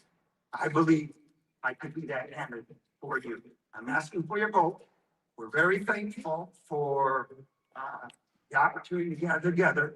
I am a pastor in the Arlington Heights area. I've been a pastor for 41 years. Now, at 25 years in Arlington Heights here, spent a few years in China. Right there, Tiananmen Square, went over there, was taught in the universities. But I am large family, 7 kids. I got 2 kids in DC. One is a senior advisor in the Trump administration. He's been out there since he graduated from college 15 years ago. He was just recently the chief of staff of the IRS, the whole IRS. Trump appointing there. My son regularly goes to the Oval Office. My other son worked out there for a congressman, Florida, third district in Florida. I have a daughter that's a police officer in the area, suburbs of the area. A daughter that's in public school teacher. What I'm saying is, we believe we could bring a lot to this ticket. We're thankful for people like you. It's going to take a lot of work. If you're in the 9th District, I ask that you have hope this time, because we can turn this into a red sea. Jan's been here, what, 24, 25 years? I know her well. I'm not the candidate there. I don't cut anybody down. Newspaper calls me regularly. I'm not that kind of candidate. I have true beliefs. I'm an American first candidate, and I'm going to stop. Yeah, it says stop. First question, John. What is your top priority and what differentiates you from your opponent? I believe our deficit's killing us. I really do. It's a problem. We're $38.4 trillion in debt as of December. And I lived in China. China said they're our number one, one day our number one adversary. When I was teaching at university, I saw 10,000 soldiers in 1991 march down the street in Beijing, different places where we taught. But we got to get our house in order. I believe in the penny plan. It ain't the Rand Paul penny plan anymore. It's going to take 6 pennies to cut it now. We're so far in debt. But I believe in strong national defense. China is our problem. We got to take them as a whole. We got to be like Trump. We got to know how to deal with them, but we got to recognize what kind of adversary they are. Your 2-minute closing statement. Once again, I believe we have a chance. With the 9th District. To the real politics. Common sense conservative. I'm American first, guide, I do believe in Trump's agenda. Like I say, my son works for him very close. Can't go against him or you're fired, but now he's taken on a stick. They sent him to Iceland to look for a base there.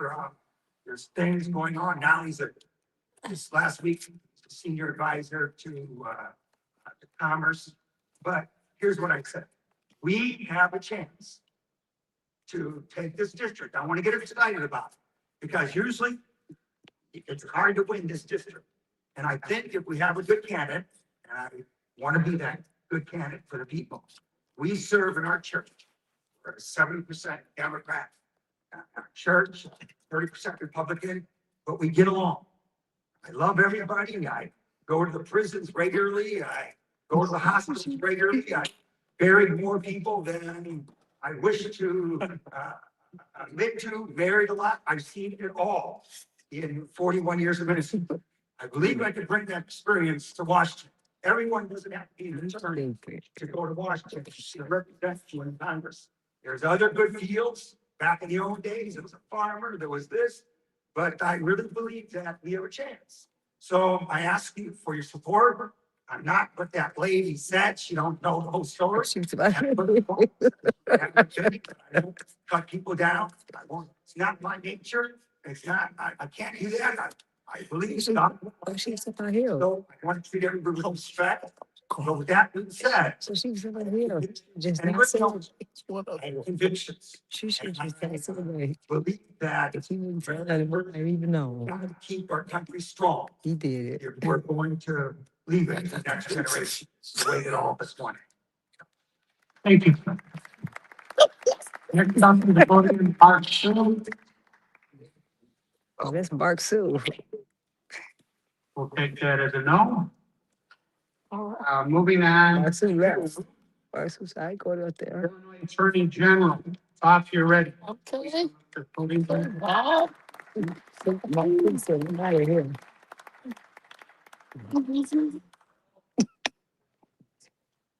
I just thought. Oh, man, Bob. Your 3-minute opening statement. please. Good evening, and thank you for coming out tonight.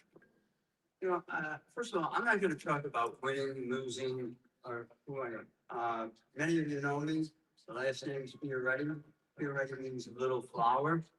Why? Because my grandfather was abandoned in the field of little flowers in Italy. He was raised there, and they gave him the name Fioretti. You know, my parents came here, immigrants, legally, something unknown under this day and age. But I have to tell you, I have the knowledge, the temperament, and the ability to run this office. I was appointed by both Democrat and Republican attorney generals to represent the people of the state of Illinois. I've been appointed by state's attorneys, both Democrat and Republican, to represent the interests of the various counties, whether it's Cook, DuPage, Will.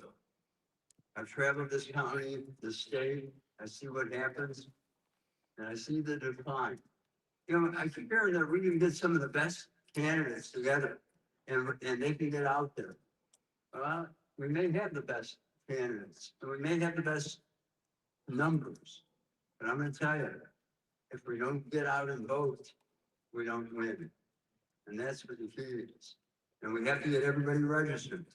I've been to several events on where the persuasion has been more democratic, and they always say, make sure you vote, make sure you register. Have we heard that often from many of the gatherings that we have? You know, it's, yeah, not enough.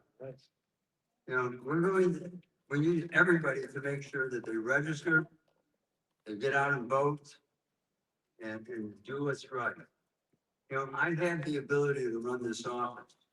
You know, my opponent, I'm gonna be in March, the only one on the ballot. But the opponent is, you could say it's Kwame Raoul, but it really turns out to be Pritzker. Because when Pritzker says jump, Kwame Raoul says how high.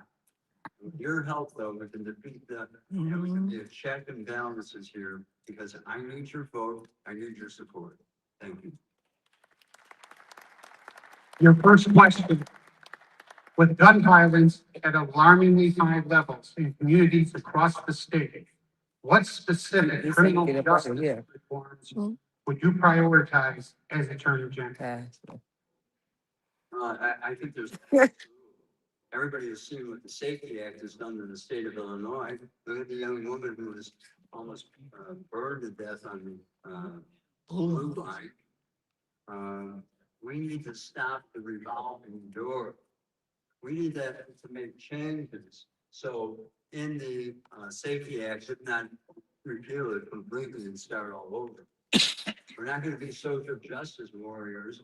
We're gonna, if you commit the crime, you're gonna do the time. You know, and when you see what happens under the current system, you can have electronic monitoring. We need to upgrade many of the offenses and take that away. We need to give judges more discretion. And at the same time, we need to make sure that take away that whole system of electronic monitoring and do it day for day in terms of their sentencing. Thank you. Your 2-minute closing statement, please. Holy mackerel, this is going quick. Thank you, everybody, again, for coming out. You know, I'm Bob Fioretti, and I'm running for to be your Attorney General. I'm a civil rights lawyer, and I was elected to 2 terms in the Chicago City Council. You know, as your Attorney General, I'm going to fight for common sense values that everyone in this room shares. You know, standing for crime victims, not for violent criminals. Standing for citizens instead of illegal aliens. I'm going to stand for parents instead of, the teachers unions. For taxpayers instead of corrupt politicians. As I always have, I'm going to stand with law enforcement because they risk their lives every day for all of us. You know, I am going to be the same fighting person that I have been. I want safe streets, I want strong communities, and thriving businesses. I've done that my whole life, and I'm going to do that for the citizens of this state, and I'm going to do it effectively, and I'm going to fight for each and every one of them. And as a closing, and I want to say, why would Governor Pritzker give my opponent $4 million to win an election? Why did Michael Madigan give almost $3 million for him to win an election? Why did Commonwealth Edison give almost $1 million to win the election? It's because he could remain silent and not speak for the people. And I'm going to be the people's lawyer when I'm the Attorney General with your help. Thank you, everybody. Thank you. Next candidate for Attorney General, Andy Williams Jr.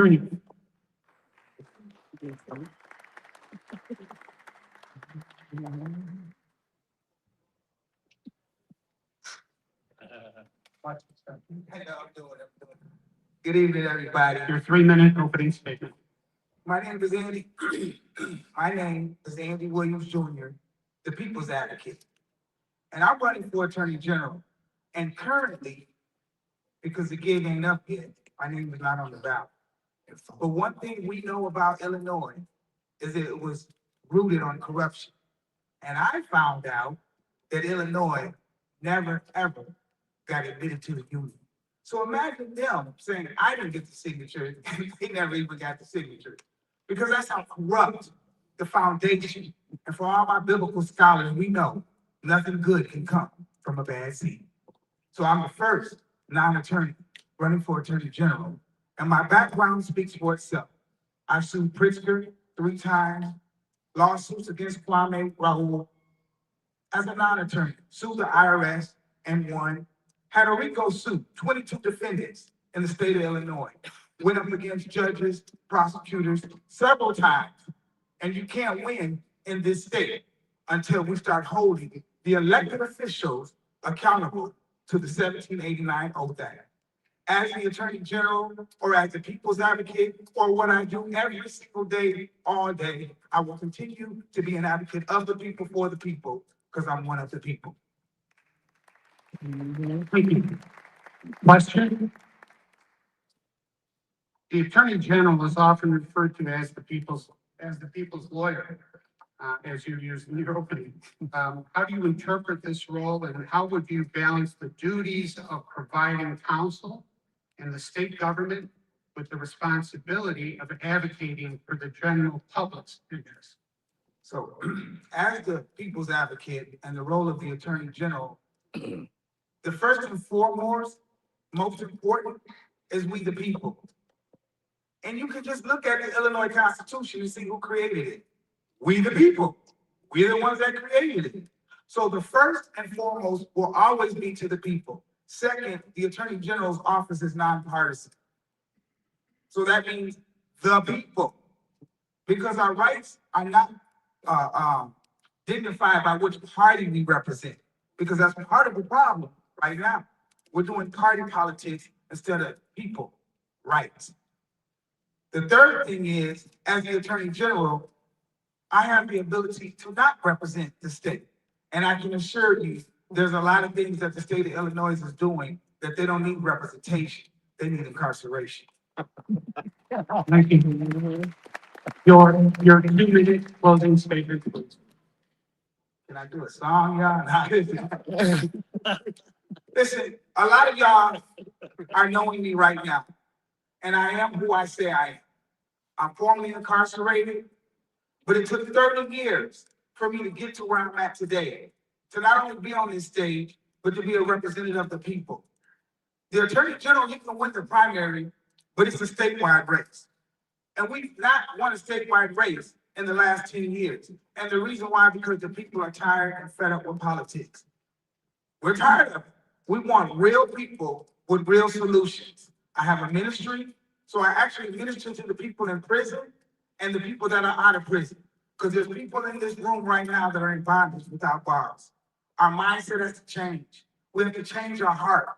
And because we the people have the power, we have the power to put the public servants back into their place. Mhm. We have the power to turn from our wicked ways, 2 Chronicles 7:14, because we have the power. Mhm. There's no one in this state that has more authority to protect the rights of the people than the office of the Attorney General.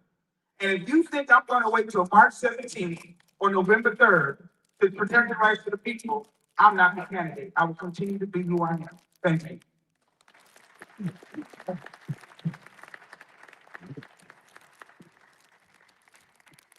Okay, moving on to the Illinois Secretary of State race, first calling up Walter Adamczyk.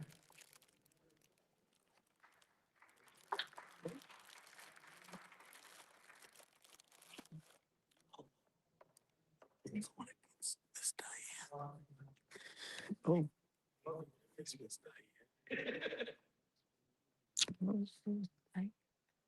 Secretary of State. Who is Diane? Is it? Oh. That's right here. Look at that.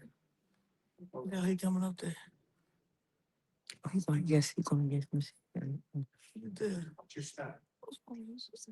We love you, Walter. Hello, everyone. Your 3-minute opening statement. Thank you. Hello, everyone. My name is Walter Adamczyk. Running for Secretary of State. And I'm a Republican, conservative. I'm in the 29th Ward, Republican, commitment. And I'm also, Vice President of the West Side GOP. And we gotta find, accountability of the DMV and transparency, and illegals are voting right now. There's about 100,000 illegals Mm. that are voting. So we got oversight. We gotta check their voting IDs Mm. that they're registering. And so Yeah. we have to check the voting IDs and, the CDLs. A lot of, illegal immigrants having CDLs right now. And then there's some illegals that killed a family, the Clayton family. They had a DUI, they're, illegals. So we gotta clamp on that.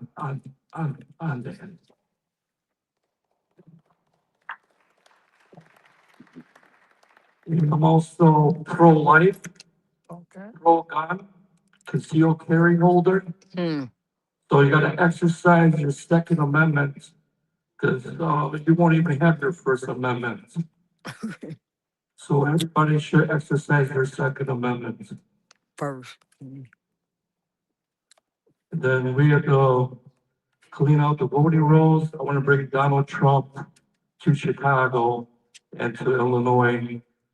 We have to clean these voting rolls from all these illegals that are voting. Yes. What if he's illegal? There's a lot of voting fraud in Illinois. You see it, they're ballot harvesting. They're doing absentee ballots. So you don't even know who's voting and who's not. And you know they're gonna be doing some cheating. Okay? Yep.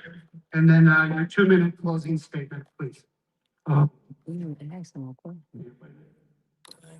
March 17th, see my name on the ballot. You know, check for Walter Adamczyk, 2026. You know, if you want to have a voice in the Illinois, just vote. Because if not, we'll get 43%. A lot of Republicans don't come out and vote in the midterms. 750,000 don't vote. So we gotta hit the grassroots, door knock, texting, robocalls, and everything else. Okay, thank you. All right, thank you, Scott.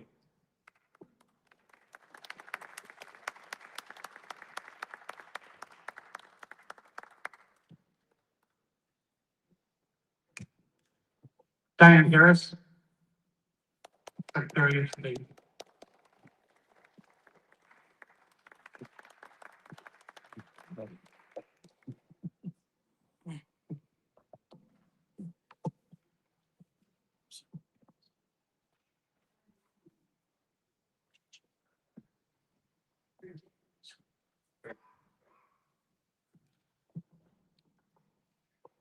Your 3-minute opening statement, please.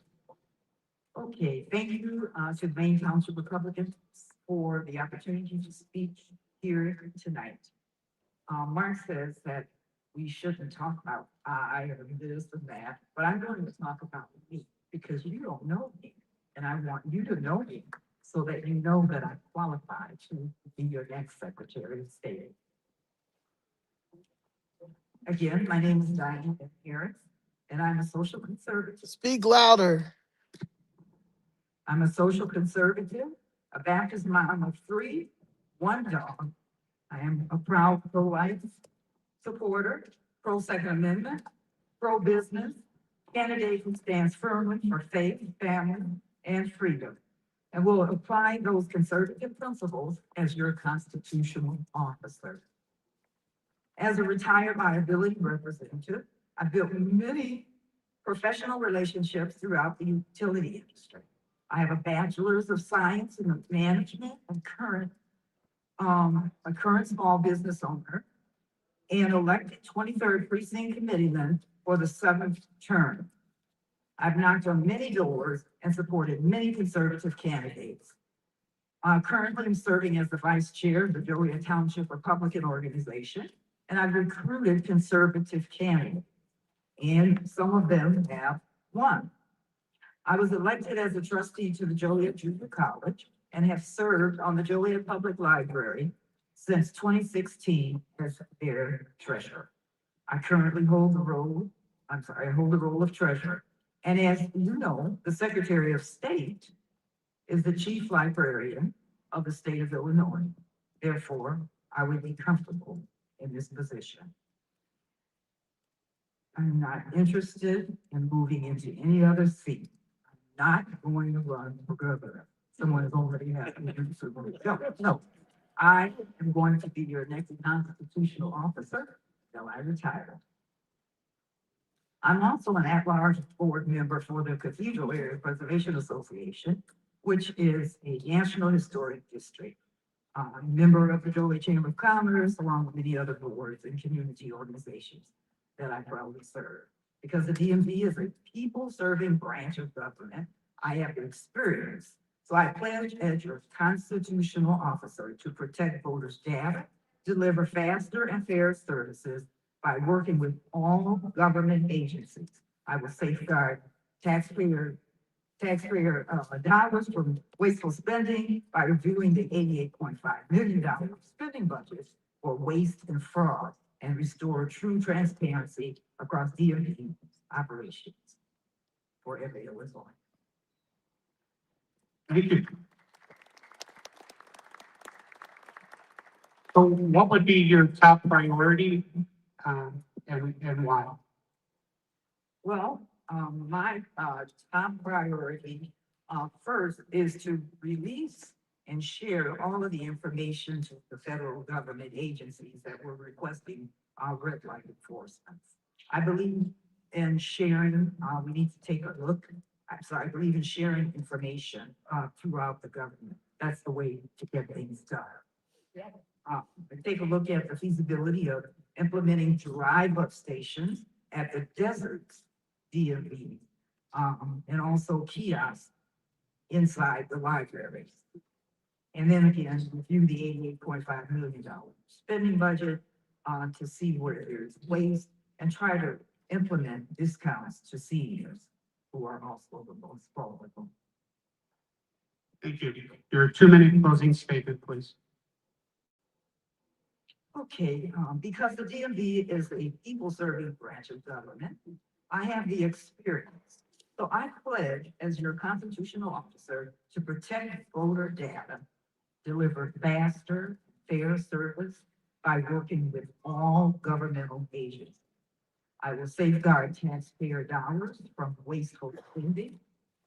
Review the $88.5 million spending budget for waste and fraud and restore true transparency across the DMV operations for every Illinois. Again, as your candidate for Secretary of State, I look forward to being your constitutional officer and putting the people first. And lastly, I do have some bumper stickers on the table outside. So I hope that you guys will take one, because I do plan to get around all of the state of Illinois. But in the event on this one street, hopefully you will be able to help support me.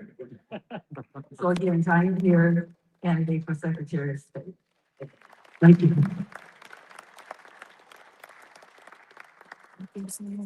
Illinois, the 5th Congressional District, we had a candidate show up later on. Tommy Hanson, is he here?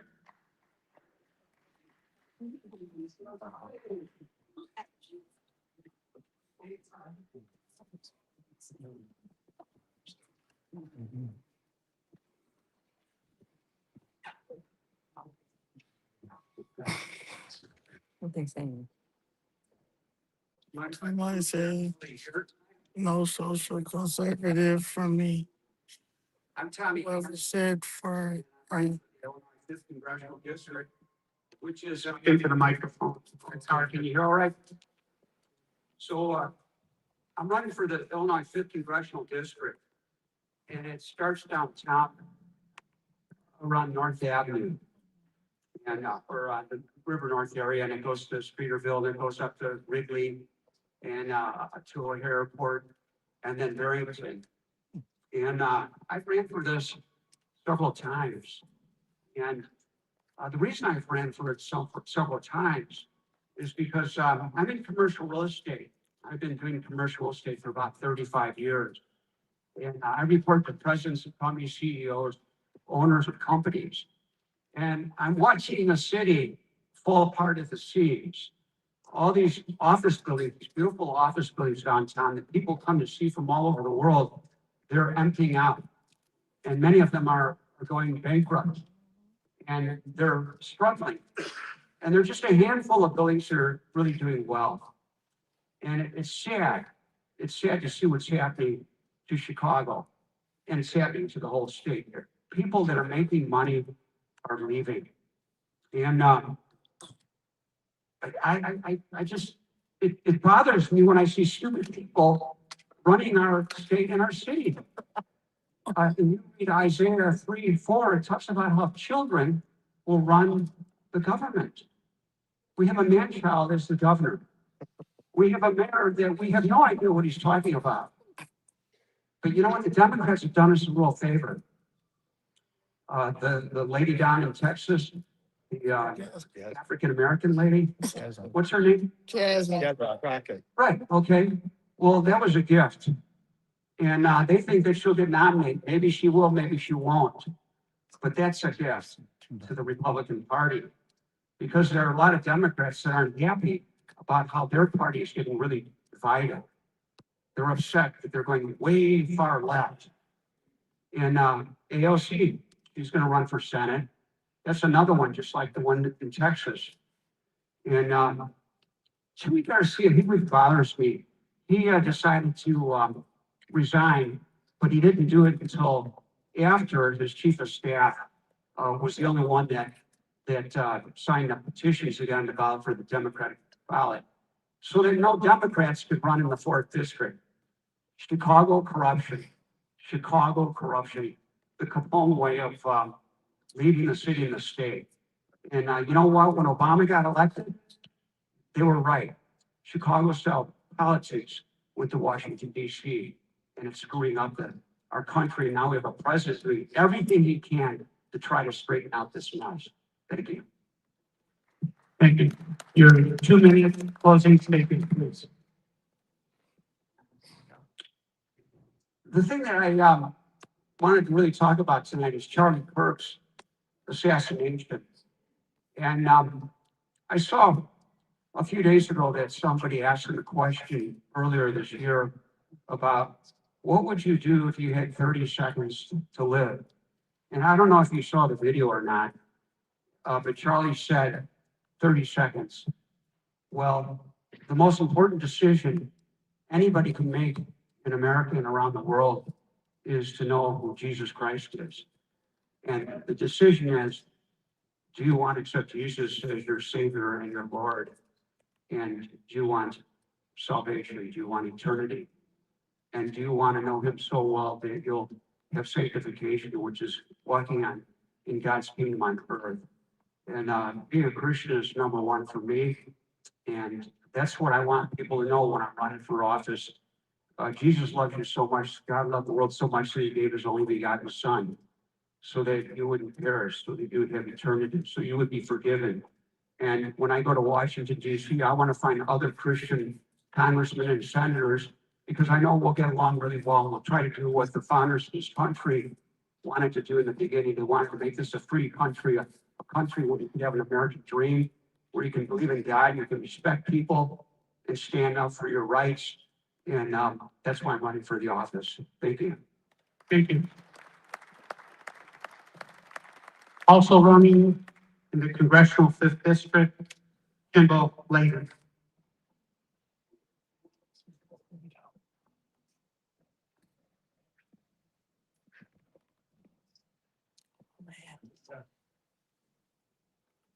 Good evening, everybody. I'm Dr. Kim Lagan. I am a physician.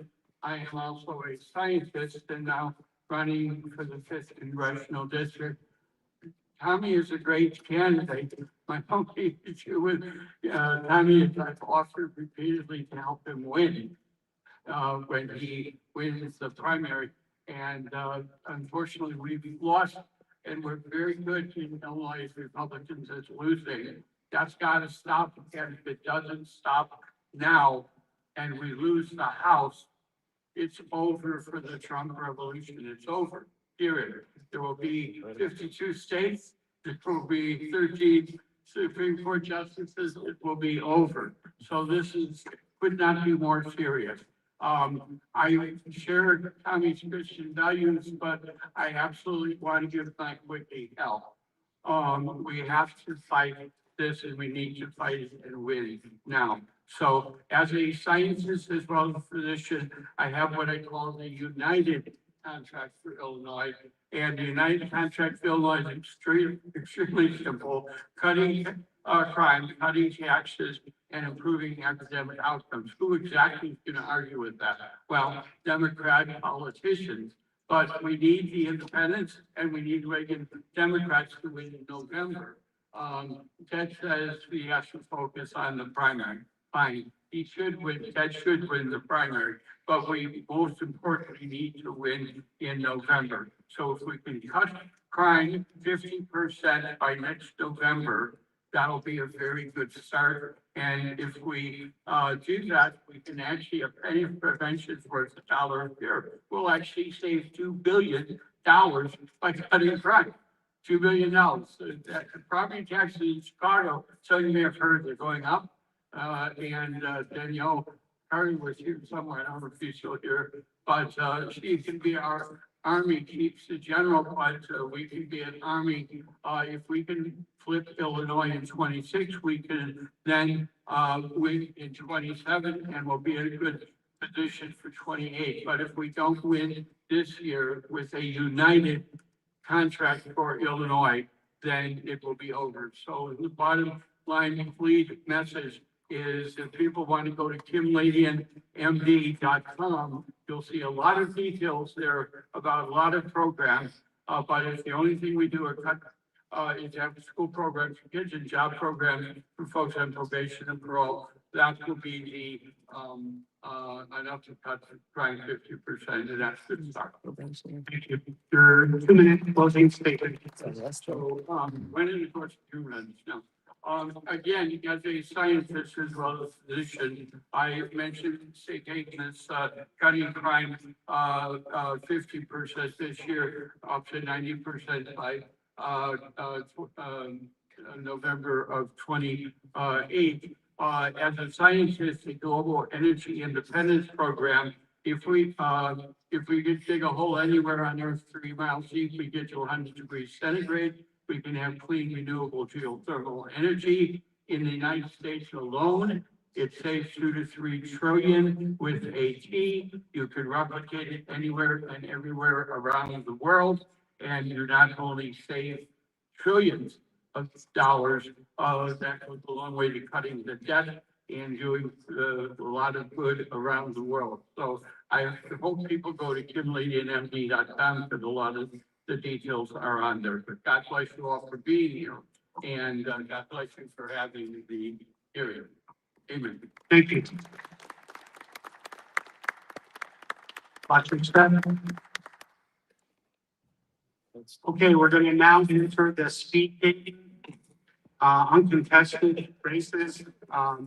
We're first going to start with the 3rd Congressional District. Angel Oakley, please.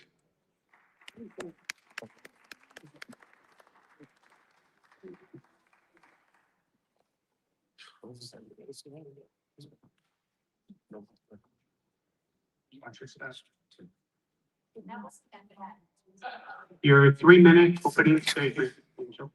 Hi, hello, I'm Angel Oakley. I am running for Congress in the 3rd Congressional District, and it's an uncontested race, as mentioned. That was, the opponent was just removed from the ballot today. And I do want to make a note about that.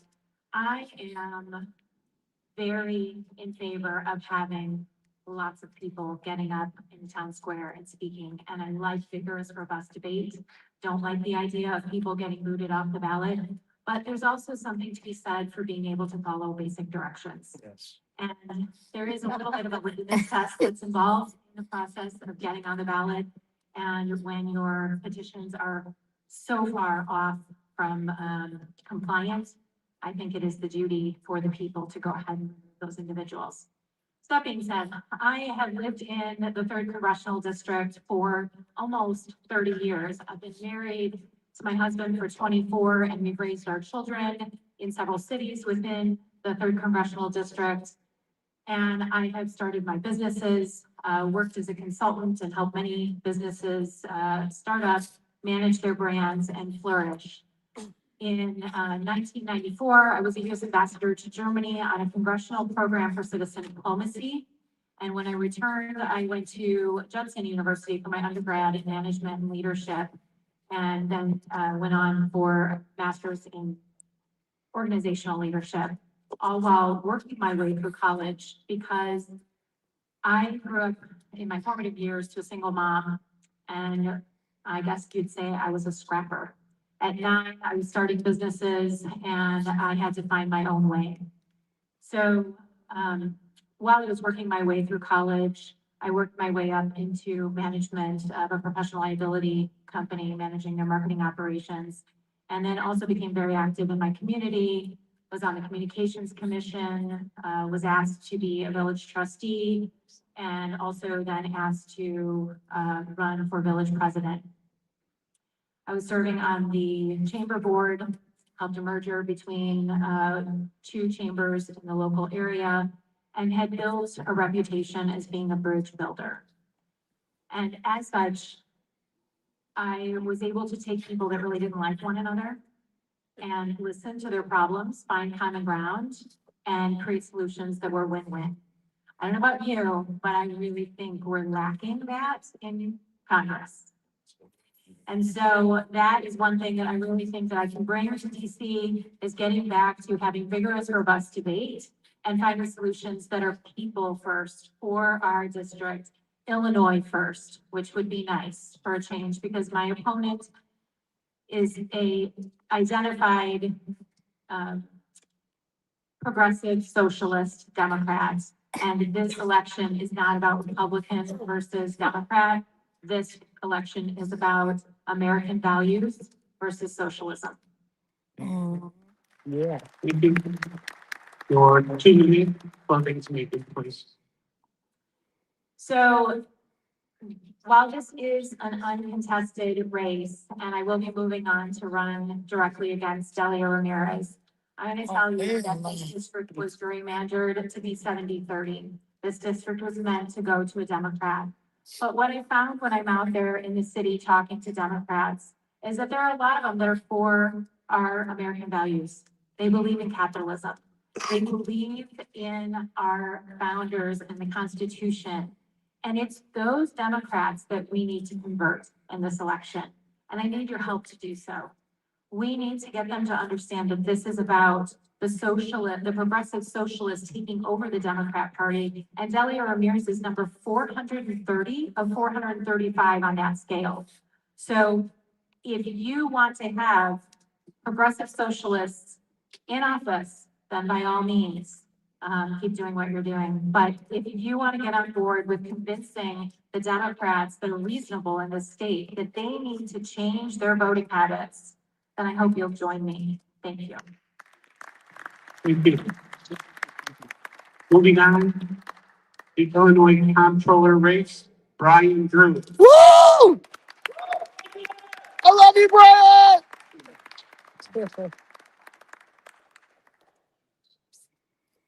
Does anyone want to take a restroom break? Only kidding. Your 3-minute opening statement. I got 3 minutes. We'll get there. My name is Brian Drew. I am running statewide for the Illinois State Comptroller. I am from deep southern Illinois, so about 5 hours away. And how I get around is this woman come down the aisle here. That's my wife, Kristen. She and I have 4 children.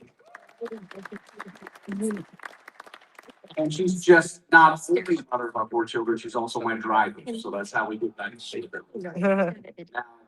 One of the biggest questions I get always is, what is the comptroller? The comptroller is, in essence, in the short version, the checkbook of the state of Illinois. So the most recent $55 billion bloated budget that they just passed recently, every nickel of it runs through the comptroller's office. So when you think about that, the power there can be for a person who actually is a check and balance on the power that goes on in Springfield and in Cook County and in Chicago. And that's what we need to do here. Because if we continue to go the route we are with no checks and balances, with one single party deciding how much money to spend, where to spend it, and being the only people then to decide if it's being spent well, we're going to keep in the same direction we are. And as I move forward and I look at this, the really key here is the manner in which the money is being spent. And if you want to know how that's being spent, just look at what they recently did. Every single one of my opponents, when asked, said that what we need to do with this budget is more taxes and more spending. And that cannot happen.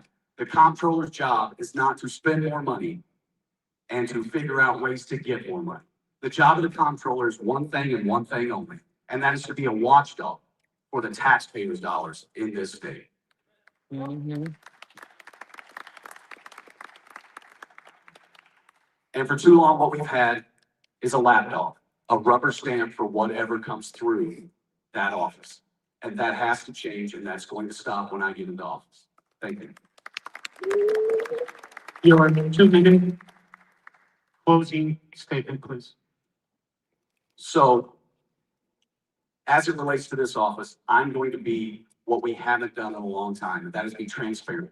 First thing I'm going to do when I get into office is to start a website, Illinois Checkbook, so that it's easy for everyone to know exactly where all of your tax dollars are going. Because what we have is a current website that no one can figure out.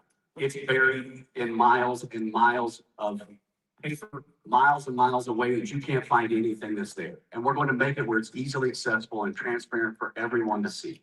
In addition to that, we're going to start a group that goes around and finds where the waste and the fraud is happening throughout this state, because far too much of the waste and the fraud has been going on, and we must find it, we must put a stop to the fraud, and we have to expose the waste for everyone to see. Yeah. And that is going to be the first and foremost thing that happens when I get into office, is we're going to turn this state around, because we can never reduce taxes. We can never get any break to the taxpayers of this state if we continue to not spend our money wisely.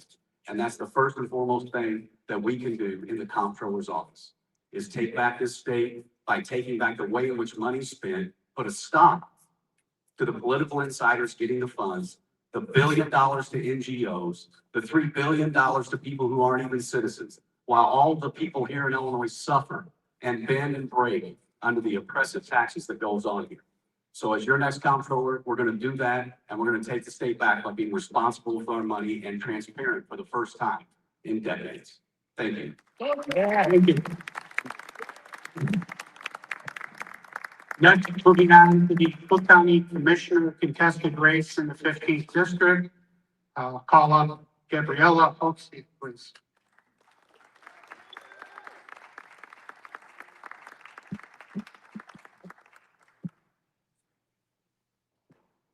Your 3-minute opening statement, please. All right. Hi, everybody. My name is Gabriella Hoxie, and I am running for Cook County Commissioner in District 15. Now, I'm running for office because I am sick and tired of hearing my friends, my family, my neighbors say that they want to pack up and leave and go somewhere with more opportunity. Now, I can't necessarily blame anybody for feeling that way. I know it's tough. But for me, my mentality is when the going gets tough, it's time to roll up your sleeves and get to work to fix things instead of just leaving. I'm a lifelong resident of Cook County. And like everybody here that's sitting through a 3-hour candidate forum, I love our community and I want to fight to make it better. You all have that same fighting spirit, which is why you're all here. Like I said, I'm a lifelong resident of Cook County, and I'm also very involved kind of in our community. So I'm a precinct captain with the Hanover Township Republican Organization. I'm also vice chair of the North Cook Young Republicans, and I'm also now officially Cook County Region Chair of the Illinois Young Republicans. Thank you. And professionally, I work for the Illinois House Republican Caucus as a communications staffer, which means I communicate what our Republican members are doing in Springfield with people all across the state. Now, my issues are very simple. The first one is fiscal sanity, which means cutting down on wasteful spending, which there's a lot of in Cook County. and creating a property tax relief plan that, if instituted, would deliver immediate relief to homeowners, taxpayers, and businesses across the county. The second is safer communities. We have to start actually keeping criminals behind bars. Catch and release policies don't work. We've seen it over and over. They don't work. We need to keep them behind bars, and we need to support our law enforcement and our first responders who are putting their lives on the line for us every single day. And finally is good governance. Local government should actually be incredibly boring. It should be the nitty gritty, the parts of policy that are not flashy, they're not partisan, they're just boring local government. So we need to elect somebody that understands how government works, who's able to make sure it's working for the people and it's done in a way that is transparent and accountable to the taxpayer. Now I want to end on this. I think a lot of the races that we have here today, we actually have a chance to flip them. For the first time in a long time, we have a real chance. So as the voter, I would say to you, think about this. Who can win a general election? That is the question. We're all Republicans. We don't have to compromise any values, but it's about who can actually bring over independent and swing Democrat voters. I've done the math on this district, and I can tell you that even if every single apathetic Republican comes out to vote next election, it's not enough. We can win this seat, but in order to do it, we need independents and we need soft Democrat voters. So I say to you, who can win a general election? Thank you.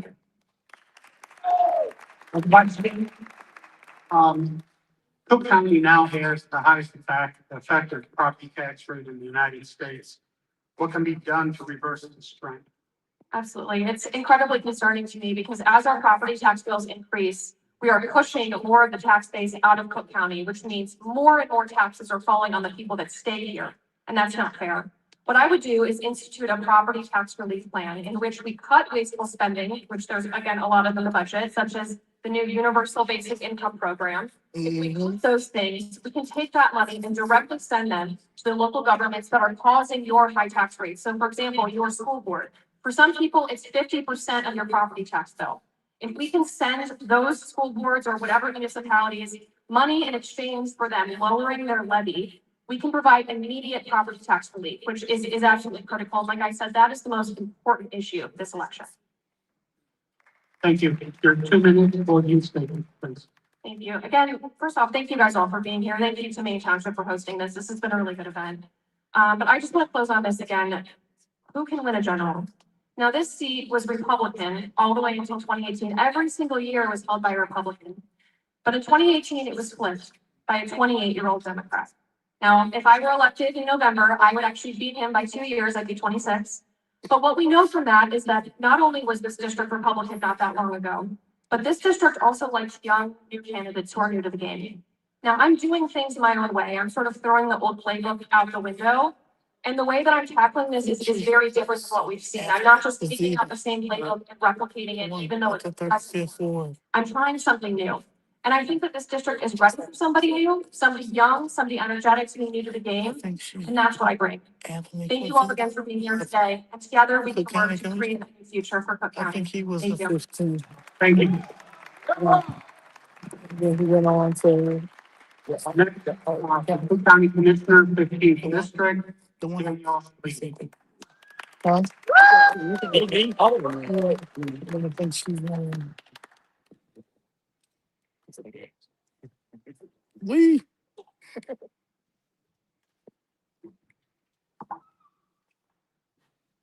Whenever you're ready, Sal. Your 3-minute opening statement. All right. Good evening. I want to thank everyone here tonight, not for just showing up, but still actually believing in the process that we're taking. And also that truth matters. And also the belief that our values matter. Because let's be honest, in politics today, I know we're all Republicans here, but the way establishments talk, the politics is full of people who will always tell us to tone things down. Tone things down to be more electable, to compromise, to meet in the middle. When middle keeps on drifting to the left into the realm of nonsense. But I'm here to tell you something a little different. That we can't win by being more like them. That we have to stand up for what we believe in. That's how we win. There's a difference between being nice and being good. A lot of people confuse the two. God isn't always nice, but he's always good. Nice is going along to get along. But being good is to stand up for what you believe in, no matter who or what tells you to sit down. And frankly, nice guys finish last. But good people, we change the world. I'm a father, a husband, a businessman, and recently became an author of a book that was endorsed by President Trump. And I also serve a couple of commissions in my village government. So I'm not running because I need another title. I'm running because we need someone who has the guts to stand up and say enough. Enough reckless spending, enough runaway taxation that's killing our families and businesses to the point of them leaving our state, and enough hiding behind bureaucracy while Cook County families suffer. I've spent the last 3 decades building businesses, writing paychecks, creating jobs, and collaborating with local businesses, local governments to enhance the way they serve their communities. I've raised my family here, built my business here, and served my community here. I will not compromise our values for political points. I won't be pressured to sit silent while Cook County families fall deeper into debt and our communities raided with crime and dysfunction. And I won't back down when our kids' futures are on the line. I'm a constitutional and unapologetically conservative. I believe in law and order, small government, efficient government, strong families, and individual liberty. I believe the Second Amendment is the amendment that protects all the other amendments. And I believe Cook County can be turned around again, but not by catering to the machine, but finally challenging. Thank you. Property tax bills were just issued late, extremely late, and most people have seen sizable increases. How can these bills be reduced? Well, Cook County property tax, that's, it's a very frustrating subject for most of us who actually own a home, and have paid property taxes before. A big portion of our property tax goes to our school system. So it's not just the county's problem of, raising taxes and lowering taxes. We have to, every one of us have to go to these individual, school district meetings. In fact, recently I was at a school district 54 meeting, and they were about to pass a $70 million bond budget. And there were literally 4 people there. And 4 people, me and 3 of my friends from Schaumburg Township that went in with me. That effectively raised $400 a year for a $500,000 home in the school district 54. And it was literally 9-1 vote. There was 1 Republican on that board that was against it. Everybody just passed it. There was no voice at these meetings speaking against it. So we must act locally. Thank you. Your 2-minute closing statement. That went by a lot quicker than I thought. Well, let me finish and close with something a little personal. For the past 13 years, I've ended every day with a prayer. And today, that prayer matters more now than ever. See, my son, he's a recent graduate of West Point, and today he serves as a lieutenant in the United States Army. Ooh.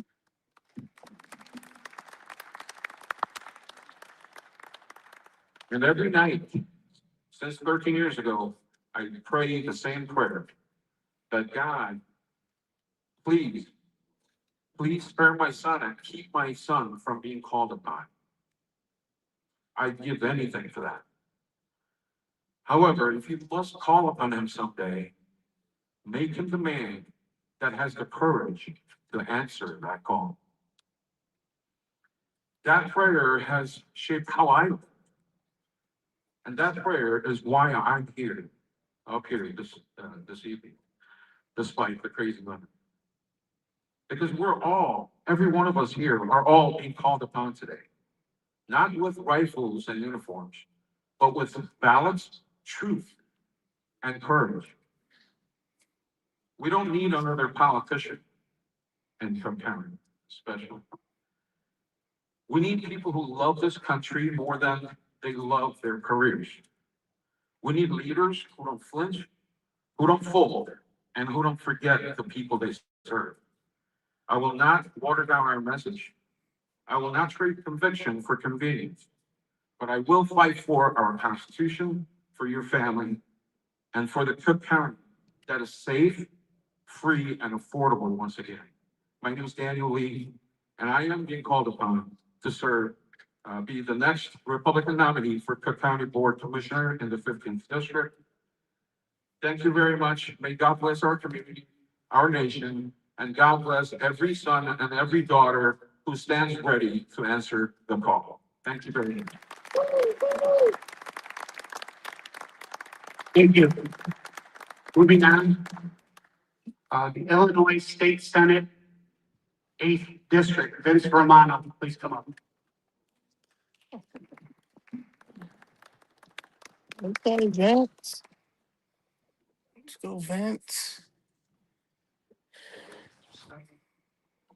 Vince, your 3-minute opening statement, please. Good evening. I love seeing all these conservatives in one spot. My name is Vince Romano. I'm running for Illinois Senate 8. That's half north side of the city and the northern, close northern suburbs. Describe me as part Limbaugh, part Kirk. I've worked in finance, real estate. I've also trained some of our most elite war fighters, training the loan operator program, and also spoken for an international women's personal defense company. So safety and business are the two biggest things on my mind. The one thing I've seen everybody say here is bringing jobs here, making Illinois great again. Of course, Ted, as you said, wants to make us a top 5 nation or a top 5 state. I think he's incorrect with that. I think we should be at least a top 3 state. Right now, we're bottom 3. We should be a top 3. And here's why. If you think of a land that connects all other lands around it with our rail and trucking hubs, just like Illinois, we have access to the Atlantic, access to the Gulf for all our shipping needs. We have 2 international airports, a world-class metropolis, and some of the best farming land in the world, right? Some of the greatest assets you could have as a state, and we're bankrupt, right? That's like picking 85 bears and going 0 for 14. So we need some leadership change from the top down, from our local legislators, from our county reps, to our state reps, to our Senate, right up to our governor and our senators. What we have here going on in Illinois is we say we can't win, and because we're not unified. We need a unified message, right? How do we get these independents? How do we get these soft Democrats to vote for us? Well, we have to talk to those voters, and we have to explain to them, and we have to meld it down into a way that they can understand. First ran for state rep against Madigan's right-hand man back in 2012, Lee Lang. And I go around the voters and I start spitting statistics and numbers and facts, and that just goes over everybody's head. Then I'd say to these voters, I'd say, hey, your family's gonna get broken apart, right? That's an emotional statement, you hear that. They'd say, well, what do you mean? I go, well, your kid's gonna get a good education, right? They nod their head because everybody thinks, well, yeah, I'm gonna give my kid a good education. I go, well, they might get a good education. I go, are they gonna find meaningful employment here? And that's when the light would go off. I say, your kid's gonna have to move out of state to go find a good job. And they've known that either their family's done it, their nephews or nieces, I said, and then they're gonna find their significant other there. They're gonna raise their family there, and now your family is broken apart. And that's the state of Illinois that we're looking at. Thank you. Closing statement, 2 minutes, please. So how do we talk to these people, like I said? Let's get these voters involved. Let's get them to vote our way. Now, a lot of these independents and these soft Democrats, they won't. they won't just jump on the red bandwagon, right? They won't just say, hey, I'm going right, I'm going mad, I'm not gonna turn Illinois red, but I know I'm a Democrat, this and that. Well, here's one thing that we can all agree upon with our Democrat colleagues, our soft music. We're in Illinois, we live in a blue state, right? So it sucks to be blue. Right? They'll admit that. They complain about their property taxes going up, say, hey, it sucks to be blue. They complain that, oh, well, we're not getting our tips, our tips are still being taxed here and all. Hey, sucks to be blue. They'll say that, and then when they go in that voting booth, they're gonna know what not to do because it sucks to be blue. So, thank you very much. Next, Illinois State Senate, 27th District, David Mathis. Oh, could got some coffee. If you get that, that's right. That's a more. Your 3-minute opening statement, please. All right, well, thank you for everyone who's still here. It's a long night, right? So I am not a politician. In fact, I only own one suit.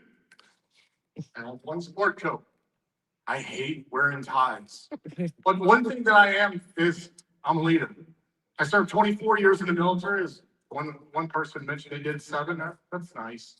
I did 24. Did my first 10 years with the Marine Corps and 14 with the Army, the Illinois National Guards, where I retired 2 years ago. I led 940 National Guard soldiers to, I know you guys are gonna hate me for this, but we were in charge of all the vaccine sites in the state of Illinois. So I apologize, but I'll go underneath orders. I did not personally believe in it, but that's what we do. We do our job. I'm a divorcee, but I've been remarried 3 years now. I have a blended family of 4 teenagers, 3 teenager girls in the house and 1 teenage boy. And I have a 25-year-old biracial daughter that lives in Massachusetts who just got out of the National Guard herself. I'm here to fight for you. I have an open seat right now. Mark Walker's retiring. Thank God, because all that man ever did was vote yes. He never voted no for one thing, and if Chicago said, hey, I want this, he said, okay. And it was the most ridiculous thing that you ever saw in your entire life. It's someone who never voted no for anything. Everything the state put in front of him, he thought, well, this is a good idea for District 27. Why not? And what did we learn from that? Well, the Chicago School Board, how many millions of dollars did they spend going to Egypt for vacations or to Europe and that? It's ridiculous. We need oversight. Yeah. And we need transparency from our government. Our state government is for 23, almost 24 years now. We've had Democrat controls House and Senate. And how does it work for you? I don't know about you guys, but when I left in 1997, when I left the state, we were actually doing all right. I mean, yeah, the president was the greatest. He had a little bit of a scandal in the Oval Office. But as a state, we were doing pretty good. We definitely weren't going to be $3 billion in the hole like we're estimated to be next year. Or $5 billion in the hole the following year after that. And we knew where our money was going. We knew where our property taxes were going. They were reasonable. That's why I'm running for state senate right now, because we need transparency. We need someone in there who will go in there and not get pushed around by Democrats that are in there right now. So I'm Dave Mathis. I hope you vote for me. Your 2 minute opening statement. 2 minutes. Motherfucker back. All right. So, as I said before, Weirdo was back. I'm running for you. And District 27, if you don't know where that is, it's pretty much all of Arlington Heights, a little bit of Elk Grove, like literally an apartment building of Schaumburg, a little bit of Palatine, some Mount Prospect, and I think I even catch a corner of Maine Township, like maybe a street. But tell you what, if we get in there, we have the Maine Township Republicans, we had the Schaumburg Republicans, we had the Elk Grove Republicans, we had the Wheeling Township Republicans, and all of them are here today. every one of those committeemen or someone who's running for those positions, we come together and we fight to change what we have going on. We can do some amazing things, like our friends in the Chicago Flip Red. So scared the Democrats so much, they said, we don't want to redistrict because we're afraid the South Side will be red, will vote red. That is an amazing thing for them to do. I fully support them 100%. I'm looking to bring a lot of that energy over to Arlington Heights. And to, unfortunately for you guys, sorry, but the Chicago Bears are coming over to me. And we're gonna bring it over, and we're gonna make that area so amazing, but we can't do it if we keep spending, and then bleeding every one of you dry. If you and I ran our households like the state runs their budget, we would be homeless. We can't do that anymore. We need some change. We need to vote red, and there's some amazing governor candidates out there, but they can't do anything if they get elected, if there aren't enough legislators that are Republican as well. So when you go and vote, you need to vote down the ticket. Vote everybody that you can.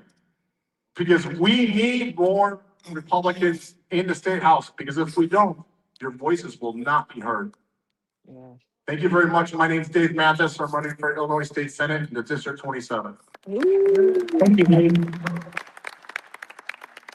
Moving on, running for the Illinois House in the 17th District, Jim Gelderman, please.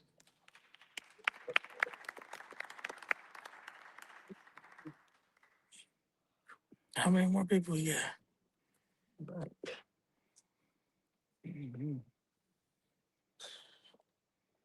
They should have had them all up here. You should still left at that lady. Your 3-minute opening statement. Hi, I'm Jim Gelderman. I'm a citizen of Illinois, not a subject of the Democrat Party. Certain statements have come out in the last couple of weeks. Senator Tim Kaine for one. The mayor of Northbrook has stated that our rights come from the government. My rights come from God. And I've loaned certain well-defined roles and responsibilities to the government that they cannot usurp. And when I want them back, they're supposed to give them back to me. The Democrats in the Northbrook Democrats have been taken over by Marxists. When you look at the policies that they've instituted, my opponent, Jennifer Gong Gershowitz, is one of this squad up in the North Cook.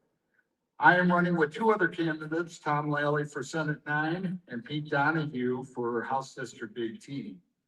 We're running against the core of the squad, Gable and, well, Laura Fine now is out, but probably Hanley, which will fit right into the squad. What we need, we're basically a 65-35 area. Well, our goal is to become a 55-45 area. If we do that, all the statewide candidates will win. We do that, we have a couple policies programs that we're starting. The first one is we want to get 1,000 permanent mail-in ballot people to sign up for that. And we do that by going door to door. We're working in 5 different townships. We have volunteers that are coming together that are going to start knocking doors and getting people to register for permanent mail-in ballot. There's 2 important things about that. The first is it's a guarantee against identity theft. The number one way you think that there's voter fraud going on, but it's actually identity theft. So once you have your permanent mail-in ballot, people cannot vote for you in your name. The second is that these are people that we can count on, not only for their votes, and which lowers our cost of gathering the votes, of harvesting those votes, but it also gives us a base for them to ask other people to vote. So in any networking situation, we have to be able to bring one other person with it. It's nice to come here tonight. There's actually some people in the last 2.5 years that I have not seen at a meeting, so that's nice, not talking to the same 20 or 30 people at the time. What we need is for people to start inviting people, to call people to come out and join our movements. Thank you. Thank you. Your 2-minute closing statement. I have the distinction of being the only candidate on the North Shore that the Democrats challenged, for my ballots. The Democrats have some type of research, which I'm not privy to, that makes them think that I needed to be knocked off the ballot. We are building an organization to give jobs and volunteers, to keep people engaged throughout the whole election cycle. And I ask you to go to Jim4HG17.com to find out more information. We have a lot of programs planned. We're going to have jobs for volunteers. In my last election, where there was no Niles Township organization, we were able to raise our vote total by almost 8%. And we did that because we had over 100 volunteers working for us, writing postcards, knocking on doors, making phone calls, standing out front of the house, out front of the voting booths. But the more people that we can get to vote is the way we win elections. People don't want to hear another policy statement. They want to hear that people are actually working and are actually asking them to vote. Thanks. Thank you. Watch your step. Watch your step. All right, moving on to the Illinois House 53rd District. Liz Bauer, please. I feel like I'm gonna stand up. I feel like I'm at an open mic.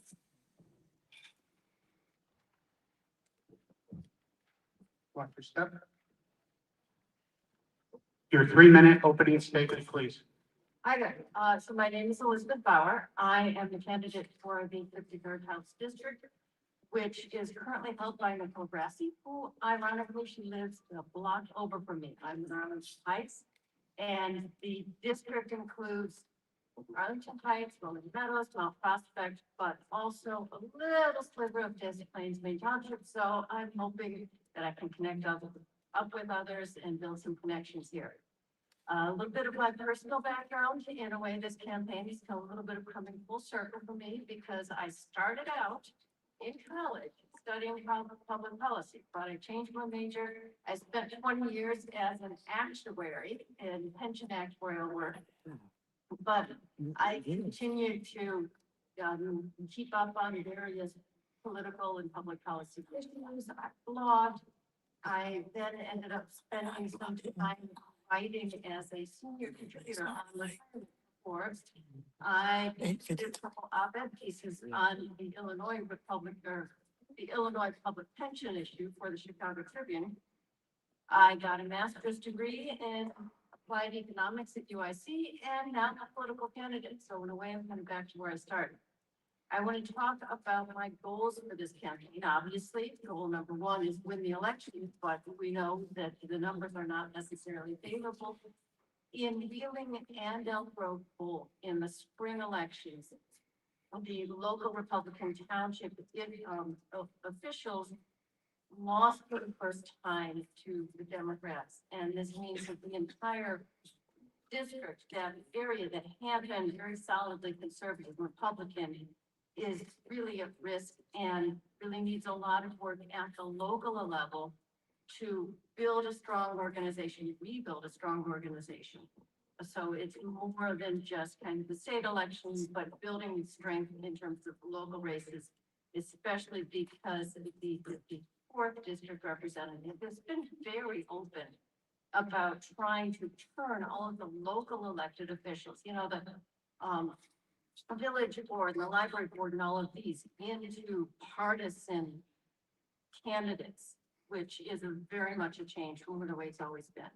I also think it's really important to get that message out there about what Republicans stand for, what the core beliefs are, emphasizing things like fiscal responsibility and accountability, having organic job growth, meaning not just tossing subsidies like Pritzker with Rivian and Goshen, but creating the condition for businesses to thrive and restoring public trust, which means a lot of things. It means no more of these middle of the night votes for things that get brought up at the very last minute. It means public safety and, get away from the extremism on all of the social issues. Thank you. Your 2-minute closing statement. All right, first thing, I want to make sure you all know my website, powerfor53.com. I know many of you have, with hearty ones that have made it to the end, and a lot of the people have left, but certainly I would love it, if I can make connections to people. You go on that website, you reach out to them.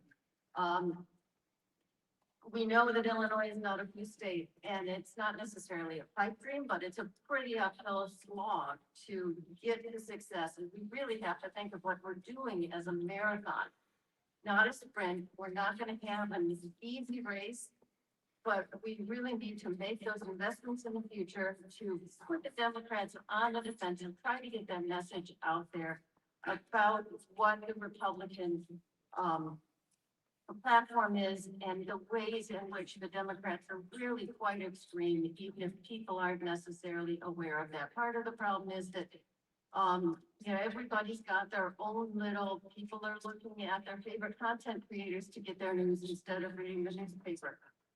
We also want to make a pitch that we cannot get ourselves talked into this idea that if only we get turnout of all of our base, that it's going to save the day. We need to reach out to the people in the middle instead of believing that it's just about getting greater turnout.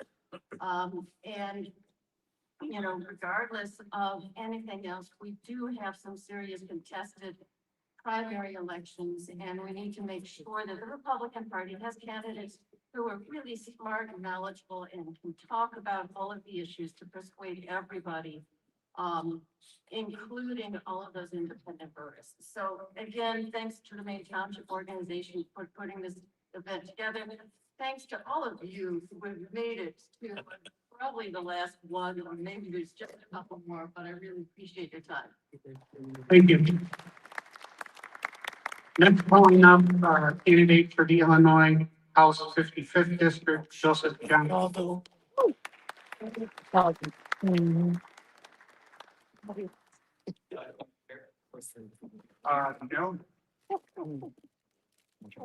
adult beverage would be good. Your 3-minute opening statement, and I run straight and just go for it. All right, cool. Go for it. Double 9 o'clock. All right, hello, thank you to, well, my name is. Yep, Joseph, you're right. For District 55, which is right here in the greater Des Plaines, Park Ridge area. This is probably one of the most important winnable seats that we have in Illinois. So I don't know if you guys, have heard what happened with Chewy Garcia, but it also happened with the guy that I was supposed to run against, Marty Moylan, who decided to file petitions, waited till the last day, his chief of staff filed petitions, and then conveniently dropped out. Yeah, ooh. So after that, he decided that, he said that, he was gonna drop out to pave the way for his chief of staff to run unopposed. Okay, well, we just got wind last Friday that he also decided he is going to resign early. So now, effective next week, we will not have a state rep in 55 until, you guessed it, the Democrats appoint somebody. Does any of this sound familiar? So behind closed doors, right? So a little bit about my background. I just wanted to get that out of the way because I know we're pressed for time, but I'm a graduate of DePaul University. I've lived in this district now for 6 years. Small business owner. I have 4 kids. And at the end of the day, I am tired of Illinois' consistent need to raise taxes, spend money, raise taxes, spend more money. Balancing a budget shouldn't be raise more taxes to balance it. That's not balancing a budget. That's looking for new ways to spend our money. So when the Illinois General Assembly decided to pass their budget in the middle of the night for $55+ billion, all they decided to do was reach into our pockets again and raise fees and taxes. And if you are a small business owner, if you are somebody who is a tradesman, somebody who commutes for a living, guess what? Your taxes or your tolls, they're going up about 45 cents in the upcoming year.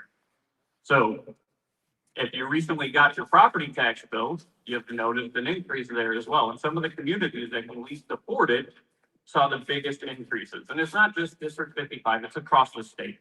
Like the way that the state spends money needs to change. I'm a political outsider. They're not gonna like me. I don't care. At the end of the day, I have 4 kids that live in this state. Like Gabby said, you know, I have friends, I have family that decided to leave Illinois. They left, they went to Tennessee. They pay $1,000 a year in property taxes on several acres of land and a house twice the size. They have a balanced budget, an actual balanced budget. They run, I think, a surplus. Why can't Illinois do that? Yeah. So I had a whole speech plan. I changed it up just because I'm pressed for time. But so just so you guys are aware that I am, you know, running unopposed in the primary, but next year's general election, we need to get people out. We need to talk to our neighbors. We need to spread the word. It's just because it's not a presidential election. This is a more important election. Our local politics determine how we live our lives every day. When they start increasing our property taxes, when they spend it on bloat in the budget, whether it's the teachers unions getting more or determining how the schools get their money. You know, you guys may have seen Illinois is one of the worst states when it comes to kids reading at a 3rd grade level. Why is that? Where is all that money going? There's $22,000 or so per child being spent on administrators. Is that 15 seconds? Oh, cool. Yeah. 2 minutes. 11 15 seconds. minutes. So, one of the ways that we can cut some of this is really looking at the way that the local communities and the levies that they impose on us here, how they spend the money and stop with the runaway unfunded mandates, right? Our kids are important. They're indoctrinating our children every single day to push their agenda, and they're doing it with our money. And every time I hear people going door to door complaining about it, what do? Well, it's never gonna change. You know, it's just the way it is. They accept it as the way it is. Mm-hmm. Well, it's the way it is because we let it be the way it is. We Yeah. have to get out there. That was word salad for you Kamala voters. That would be so what we need to do is we need to get out. We need to talk to our neighbors. We need to talk to our friends that are in the district. We need to spread the word and let them know whether it's mail-in voting, whether it's early voting, whatever. We need to get them to the ballot box, right? This is a winnable district. There's a handful of people here. I hope there's more watching online, millions of people here. At the end of the day, when we let them spend our Somebody can destroy the rest of it. I mean, we can't complain about it if we're not willing to do something about it. Like, I'm a political outsider, I admit it. This is my first go around at the state rep level. You know, I ran for alderman way back when, probably before Gabby was born. And I got a sense of a local political machine that was the incumbent in all the counties for 20+ years that decided to throw on the back of the water bills. Don't forget to vote, and had all their candidates. And I was like, oh, that's not cool. Like, that went to every house. Like, who doesn't have a water bill, right? So when you go and you go home tonight, whether you're in Schaumburg or here in MAINE Township or, you know, anywhere else, post online. Use the same tactics that they use, right? Spread the message that we need to get out. We need to vote, whether in person, whether it's mail-in or whatever. So my name is Joseph Johnson. When you're walking out, the table in the back, I am having a fundraiser on January 28th, right around the corner here. Joseph, Illinois, /. Okay, If Joseph. you guys want to attend, Ooh. scan the QR code. But I appreciate your time, Stel. See you later, Joseph. Thank you, guys. Next, for the Illinois House 56 District, Edward Lipinski. I'll give you both. Like, everybody gone. Okay, Ed. That's my man. I like Ed. Okay, Ed. Good evening, everyone. My name is Ed Lipinski. For those of you who don't know me, my pronouns are no one, nobody. I just don't care if you guys want to call me Ed, Edward, Special Ed, I don't take it personally. I'm not here for an ego. I'm here to get work done. I'm an engineer, by, study. I've worked full-time ever since graduating Bradley University, with civil engineering degree, and have worked at, larger corporations. And now I am currently employed by a small woman-owned, family-owned business. We work in the pipeline and natural gas industry, and I'm a problem solver. That's what I do. That's why I enjoyed engineering. I know how to look at a problem. I say, okay, well, what do we have? What do we need? Where do we want to go?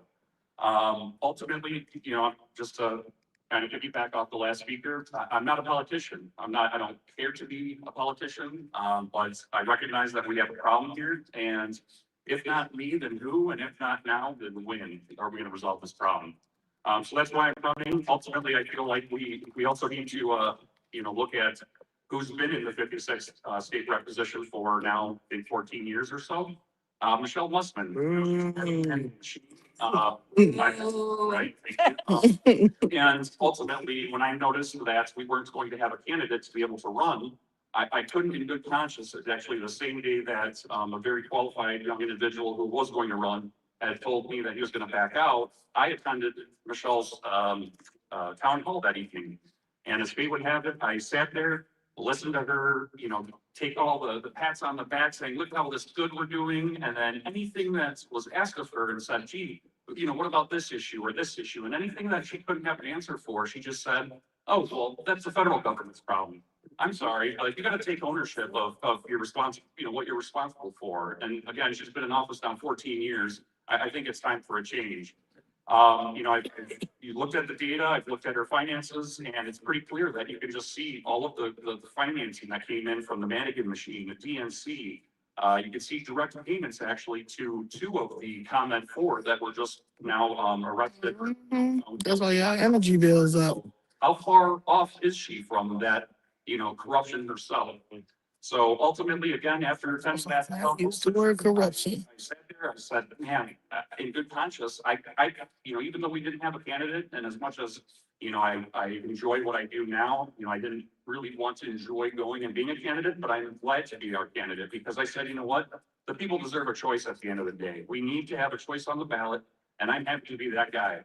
Ultimately, what got me involved with politics, again, I'm not a politician. I didn't really, watch it. I, hear the news here or there, but I was busy living my life, trying to be the best I could be.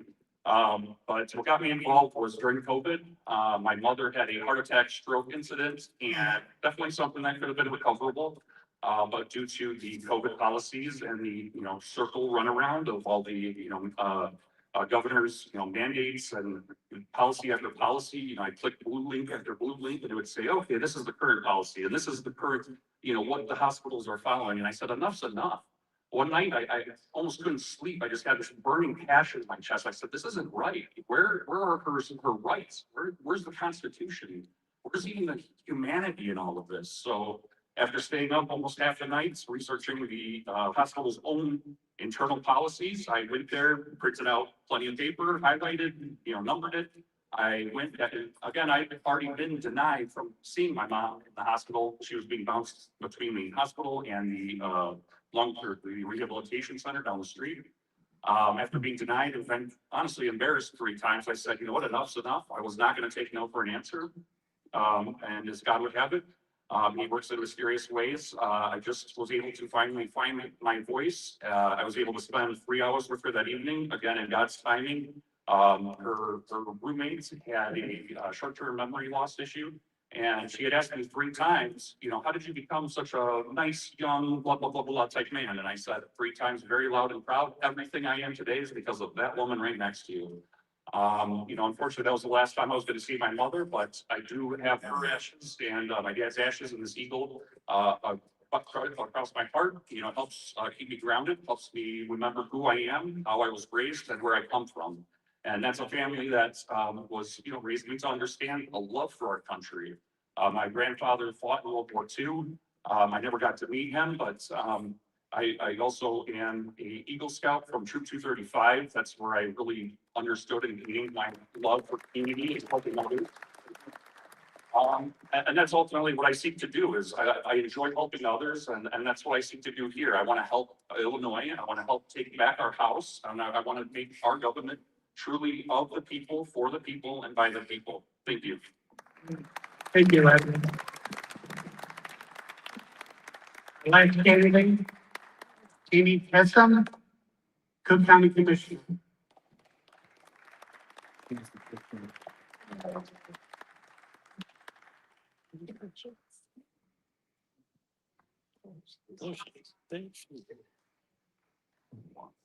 So these three guys were driving a car that breaks down. The aristocrats.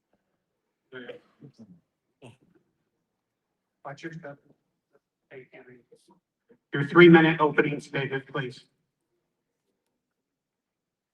My name is Amy Pessa. I am running for Cook County Commissioner in the 9th District. So I just want to start out by saying thank you to the Republicans of MAINE Township, especially Township Committee Member Sal Stratbrew and Susan Spinelli. 15. Now, but thank you. Says 3 Republican commissioners running. My family and I spent a lot of time here. We live right down the block. And so, my middle daughter works for AMC. Like, we're not gonna tell her that this is something. And I also want to say thank you to my 11-year-old son, JR. He's been very faithful. Thank you, JR. I also would like to say thank you to all of the candidates. I don't know how many of you are left here tonight, but without you, none of this would be possible. Thank you for stepping up for your communities and being willing to serve our fellow man and woman. That is something to be commended. So I was born and raised in the city of Chicago, and I've spent the last almost 27 years of my life serving my fellow man and women in law enforcement. I'm currently a sergeant of police. In the past, I ran for Illinois State Representative in 2018. I lost because of Pritzker's Get Out the Vote campaign. It was an unbelievable campaign. And currently, I am in my 2nd term as a Republican County Committeeman of the 41st Ward. The 41st Ward is the only ward in the city of Chicago that carried Donald Trump. This Napolitano award. Also, I want to say, let's hear it for Chicago Flips Ride. I don't know if you guys are still. Keep doing what you are doing today. You are winning, and we are taking back our city. So Thank you. should I just keep going? Yeah. Sorry. 2-minute close. Go for it. Okay. Safety Act. Safety Act. Obviously, our state legislatures are responsible for this disaster. It absolutely needs to be repealed. It must be repealed. I'm a devout Catholic, and I do believe in giving people second chances. I do even believe in giving people third chances. What I don't believe in is giving people 40, 50, or 60 chances. Okay. We need to hold these reckless judges when they fail our communities and allowing these monsters to roam our streets and prey on our innocent victims. We will say her name and we will not forget it, Bethany McKean. Yeah. Yes. We will also say the name Irina Zaruska. Yes. Even though that is not here, she was a victim of these fights in Congress. Key focal point. Currently, there's only one Republican who sits on the Cook County Board of Commissioners. Unfortunately, he's not running. So out of 19 county commissioners, we're set to have 0 Republicans on the board. In the last election, my life partner, Matt Podgorski, ran against the current incumbent 4 years ago. It was held by a Republican, Keith Silvestri. He lost his election by 736 votes. 736 votes. So what are we gonna do? I don't mean to, keep going with the mantra of get out the vote, but we have to get out the vote. That should be our number one focus in this term. About 70% of registered voters come out to vote in the presidential elections. In the midterms, only about 50%. That's a 20% gap. We have to do better, guys. We really do. We need to encourage all Republicans who stay home for the midterms to come out and vote, and that's what we really, really need to focus on. So in closing, I will end on some wins that we have had, okay? And these, they're not the most ideal wins, but they are wins nonetheless. So, we got rid of extremist Kim Fox as our Cook County. Yeah. That was a win. We came from Riley Burke, who is a Democrat, but she is more of a centralist. So that was a win. We, got rid of Chief Judge Tim Evans, also. Woo! Replaced him with, Chief Judge, Charles Beach, who is a very great judge. I've had personal dealings with him in my line of work. I am very, happy with that choice.